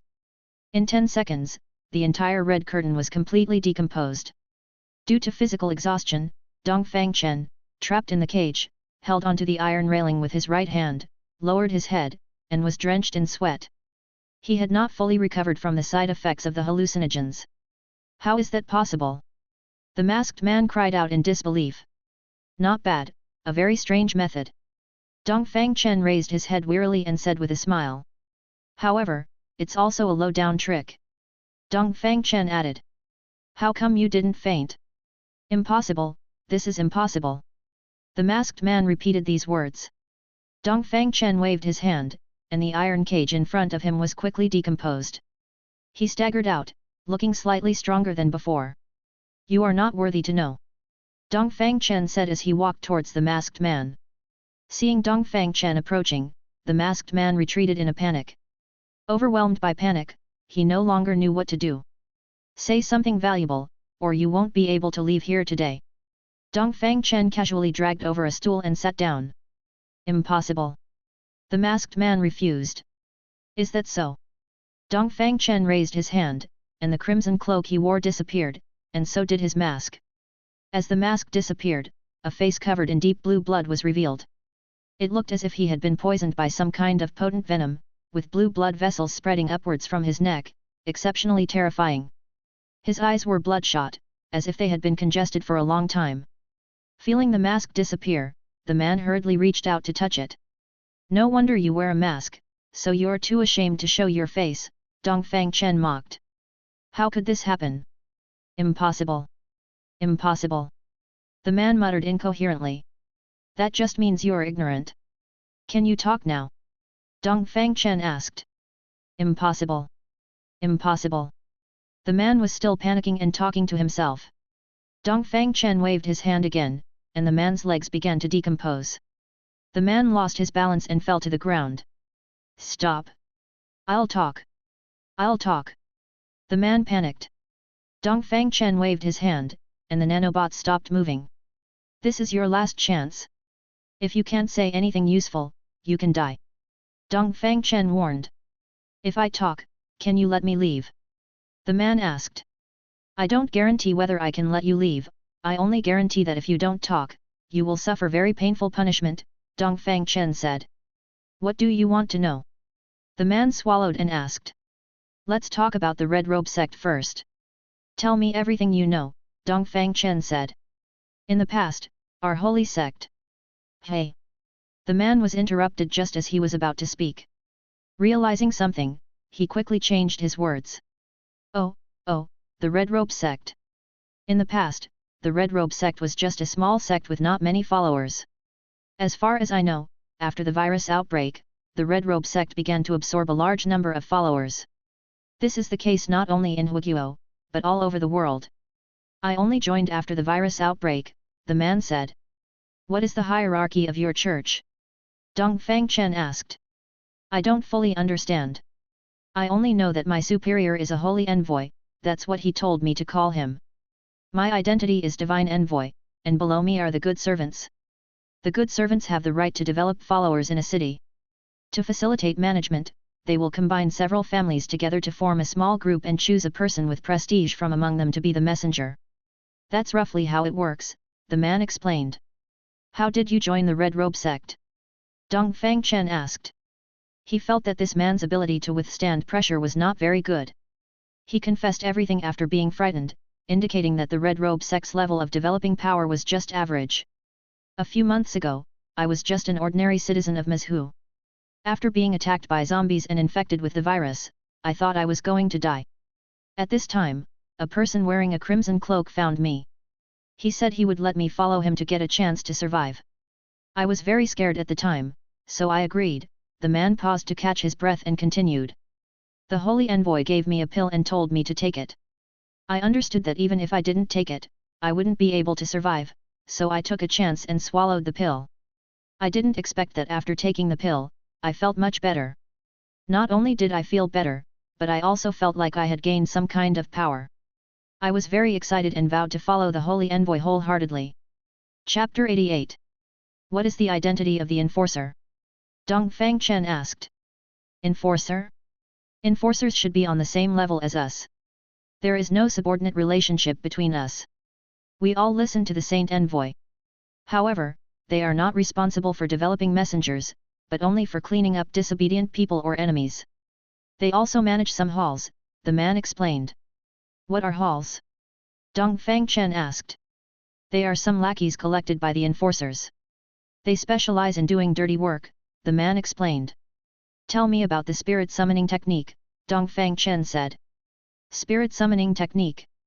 I don't know much about it. I only know that only the Saint Envoy is qualified to use the spirit summoning technique, the man replied. You're not being very sincere. I know more than that, Dongfang Chen raised his hand, threatening him. Don't, I'll talk. It is said that the spirit summoning technique is an ancient secret technique. Legend has it that a long time ago, someone could revive the dead by using this secret technique. But those are all very old legends, and no one has ever seen it. No one in the church has ever been able to cast it successfully.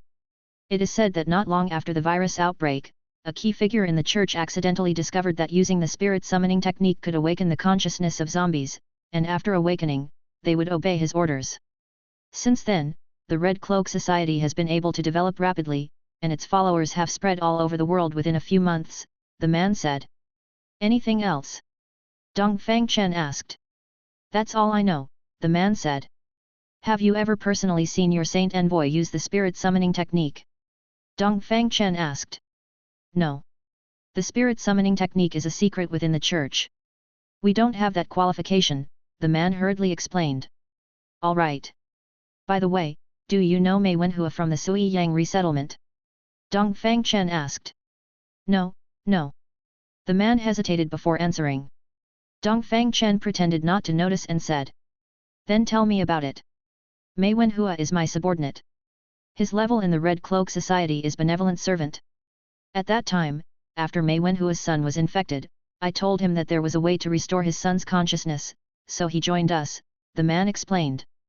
How did his son get infected? Dongfang Chen asked. I don't know. When I saw him, he was already infected, the man said, a little nervous. Do you know someone named Rong King Ai? Dongfang Chen continued to ask. Know her. The man replied. Oh? What is her identity in the church? Dongfang Chen asked. Ah? She is Mei Wenhua's secretary, not someone from our church, the man replied. From the man's dazed expression, Dongfang Chen felt that he didn't seem to be lying. It seemed that he couldn't trick him. But his intuition told him that this Gu King Ai was not that simple. Just take yesterday's attack on himself, could it really have nothing to do with Gu King Ai? You must know that in Milan, not many people know his identity, basically all his own people. Then why didn't Mei Wenhua develop her to join? Dongfang Chen continued to ask. I'm not sure about that. We generally don't interfere much in their development of believers, the man replied. Dongfang Chen nodded. Do you have anything else to add? Dongfang Chen asked. No, no more, the man replied tremblingly. Is that so? Then you can leave, Dongfang Chen said. Really? Thank you, thank you. The man was overjoyed, crawled around, and prepared to leave. Dongfang Chen waved his hand, and the imperceptible nanobots instantly disintegrated the man. After sitting on the stool for a while, he had now recovered some strength, and his steps were much steadier. With this matter settled, he no longer had any need to stay, so he got up and walked towards the door. The several burly men outside the door didn't even have time to react before they all turned to dust. This was the first time Dongfang Chen had killed someone. His hands trembled slightly because of this, unable to control it at all. The Huitong Chamber of Commerce's aircraft, after receiving Dongfang Chen's instructions, automatically started and flew towards him. At the same time, Niu Xingwang and Zhang Yuanqui also received Dongfang Chen's message, and their hearts were greatly relieved. Sichuan Province, Yunde City, Southwest Military Region Headquarters. I say, Zhong Siyan, are you done yet? You've been pestering me all night, can't you let people have a little peace and quiet in the early morning? Yan Zhengping shouted. Old Yan, I'm telling you, if you don't explain it to me clearly, I'll keep making a fuss. Zhong Zhenjiao played the rogue. Look, you're also a military region commander and a member of the National Assembly, can you have some face? You're so old, and you're still playing this trick of tantrums and rolling around, Yan Zhengping joked.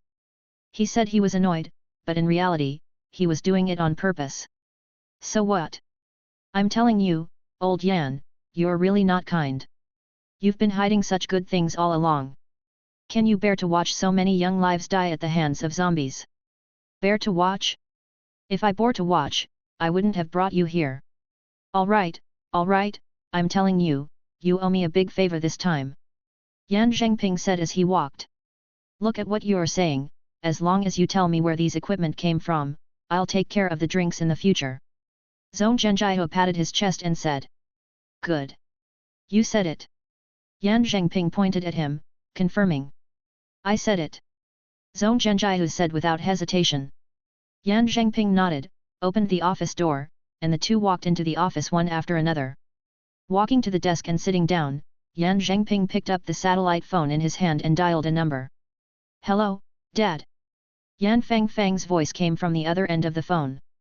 Chapter 89. Hello, Dad. It was Yan Fang's voice on the other end of the phone. Fang, come to my office, Yan Zhengping said. Okay, Dad. Yan Fang replied. Yan Zhengping hung up the phone and said to Zhong Zhenyu. Fang will be here soon. You can talk to her about the equipment. She's the one who got it. But one thing, don't ask about the source, and don't investigate it. Okay. Don't worry, I understand. Your niece will definitely get her share. Zhong Zhenyu pondered for a moment and replied. Get out. Is that what I meant? You don't understand anything. I'm telling you not to investigate the source for your own good. Fang is the contact person designated by the other party. If you're not clean and the other party finds out, you can go cool off wherever you want. Yan Zhengping warned Zhong Zhenyu very seriously. Zhong Zhenyu was stunned. In this land of China, is there anyone or anything that Zhong Zhenyu wouldn't dare to investigate? Zhong Zhenyu thought to himself, but he said. I see, okay, I understand. I hope you really understand, Yan Zhengping glanced at him. Report. Enter. Commander, you were looking for me. After all, this was the military region, and there was an outsider present, so Yan Fang had to use her official title. Fang, your Uncle Zhong wants to know about the equipment. Talk to him about it. Yan Zhengping said. Commander, but... Yan Fang hesitated. My dear niece, your Uncle Zhong isn't an outsider. You can't hide anything, Zhong Zhenyu said, not acting like an elder at all. Fang, just consider it as a unified purchase by our military region, and then we'll give him a portion, Yan Zhengping hinted. Yan Fangfang immediately understood and said. Understood. Uncle Zong, let me first introduce the basic information about the equipment. This equipment is called the Guardsman Type 1 combat suit. Then, Yan Fangfang introduced some of the basic characteristics of the combat suit. Because Zhong Zhenyu had already seen it in person yesterday, it wasn't difficult to understand. Soon, Yan Fangfang finished the introduction. I basically understand the specific characteristics. What I want to know now is the price of this equipment. How much can you provide? Zhong Zhenyu eagerly asked the question he cared about most. The price of one set of this combat suit is 160 crystal cores, and only crystal cores are accepted, Yan Fangfang quoted the price. She raised the price by 60 cores on the basis of 100 cores in order to retain some room for negotiation. She understood that even if she quoted 100 cores, Zhong Zhenyu would probably still haggle. But if she quoted 110 or 120, it would be easier to be cut down to 100, so it would be better to quote a higher price and let him haggle as he pleased. Crystal cores? That thing that grows in the brains of zombies. Zhong Zhenyu thought for a moment and asked. Yes. Yan Fangfang said. Is that thing useful? Zhong Zhenyu asked. I'm not sure. The other party only accepts crystal core transactions. Yan Fangfang didn't explain the use of crystal cores too much because she didn't know much about it either. 160 crystal cores a set, tisk tisk, that's too expensive. Zhong Zhenyu clicked his tongue. He did have some crystal cores, but not many. They were used by the Military Research Institute for research. The key problem was that collecting these crystal cores required a great sacrifice. To meet the needs of the laboratory, he had the soldiers go out to collect them some time ago, and a dozen people were sacrificed to get only a few dozen cores. Fang, Uncle Zong wants to ask you, can you give me a batch of equipment on credit first? You also know that it's too dangerous for the soldiers to go out and kill zombies. According to previous experience, collecting the crystal cores for this suit of clothes would require sacrificing at least dozens of people, Zhong Zhenyu asked. Zhong Zhenyu didn't haggle first, but instead stated his request. He understood that with equipment and without equipment, the speed of collecting crystal cores was different, and the cost was also different. Okay. Yan Fangfang didn't think much about it and agreed directly. On this point, she was the same as Dongfang Chen, unwilling to let the soldiers risk their lives to collect crystal cores. Great. That's great. Fang, thank you so much. With the equipment, it will be much easier to collect crystal cores, Zhong Zhenyu was overjoyed. Then the price. Yan Fangfang was waiting for Zhong Zhenyu to haggle. The price is set. Zhong Zhenyu decided. Okay, he finally understood Dongfang Chen's feelings at the time. He didn't say a single line of the prepared lines. Oh, right, Fang, how many sets can you give me on credit in the early stage? Zhong Zhenyu asked. 200 sets, no more than that, Yan Fangfang thought for a moment and replied. After all, the other party offered a high price, so she had to show some appreciation. 200 sets, okay. Zhong Zhenyu felt that 200 sets was a bit small, but after thinking about it, the quantity wasn't the problem. The main thing was that there was a start, and it would be easier to operate later. Okay, but Uncle Zong, you'll have to wait a few days.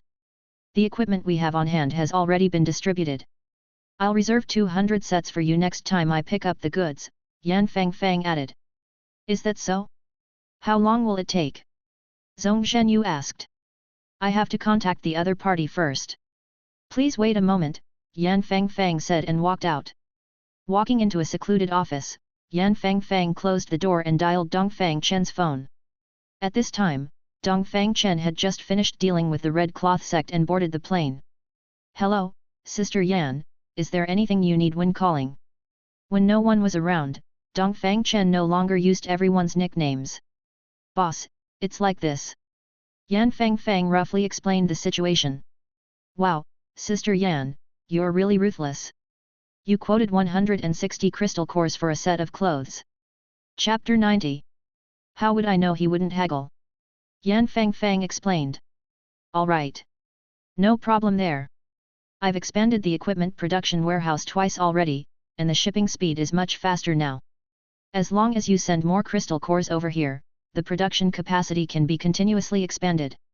So, Sister Yan, we can do more of this kind of business in the future. The more crystal cores, the better, Dongfang Chen said. That's good. How about I free up some of the profits from their side of the transaction for you? Yan Fang said. Forget it. It's settled at 100 crystal cores per piece, so it will be 100 crystal cores. Besides, if the prices aren't uniform, it'll be a hassle for me to calculate. Consider the extra part as your profit. You can arrange it as you like, Dongfang Chen refused. Okay. Yan Fang replied. After hanging up the phone, Yan Fang returned to Yan Zhenping's office. Uncle Zong, I've contacted them. The other party agreed, and we can pick up the goods tomorrow, Yan Fang said. What? So fast? That's great, that's great. Then, shall I go with you? Zong Zhenjiahu said. Zong Si Yan, have you forgotten what I told you? Yan Zhengping immediately interrupted. Oh, right, then Fang, I'll wait for you here. I'll go back after I get the equipment, Zong Zhenjiahu quickly corrected himself. Yan Zhengping didn't refuse him staying here, otherwise, he would have to deliver the goods to him, which would be even more troublesome. Yan Fang gave a wry smile, they were all like old children. Okay. Yan Fang replied. With the matter settled, Yan Fang walked out. Yan Zhengping continued, Brother Zong, now that your problem is resolved, shouldn't we talk about the transport aircraft next? Yan Zhengping said. So, for the entire morning, the two of them were in the office, bargaining back and forth. Finally, it was agreed that Yan Zhengping would pay the cost of 50,000 crystal cores to rent 20 transport aircraft from Zong Zhenjiahu, with each transport aircraft equipped with a pilot. Yan Zhengping would take care of the other personnel himself. At the highway intersection between Lake Mountain Province and Jadesui Province. 13:30 noon. Captain, situation, a Special Forces soldier on guard duty shouted. Oh! Another Special Forces soldier put down his water bottle and walked over. He opened his binoculars and observed carefully. It turned out that there were two people walking towards them staggeringly on the highway. During the day, zombies would not dare to expose themselves to the sunlight, so it was undoubtedly two people. Send a few people over to bring them back, the captain ordered. After receiving the order, 6 Special Forces soldiers quickly moved towards the two people. To prevent anyone from ambushing on either side, they held their guns up, walking while carefully observing the situation on both sides of the road. They quickly covered the distance of several hundred meters. Immediately afterward, 2 soldiers held their guns up on either side for cover, and the remaining 4 soldiers put away their guns. 2 people supported one each, putting the 2 exhausted people under their arms, and quickly returned. When the 2 people saw that the people saving them were soldiers, they relaxed and passed out directly. The captain immediately ordered the team to set up camp here, with several groups taking turns on guard duty. After being given some water and liquid food, the 2 people did not wake up until evening. Where am I? The older one asked after waking up. Don't be afraid, you are safe now. We are currently at the border between Jadesui Province and Lake Mountain Province, the captain said. Are you from the Southeast Military Region? Sorry, we cannot disclose our unit number. The man nodded and continued, I am Zhou Wenchen, the mayor of Haizhu City, and I have important information to report. Please take me to the Southeast Military Region. Zhou Wenchen said. These 2 people were Zhou Wenchen, the mayor of Matang Settlement, and his secretary, who had escaped. They had been walking along the highway for 2 days, and their physical strength was severely depleted. The mayor of Haizhu City? Then why are you here? The captain frowned. Alas!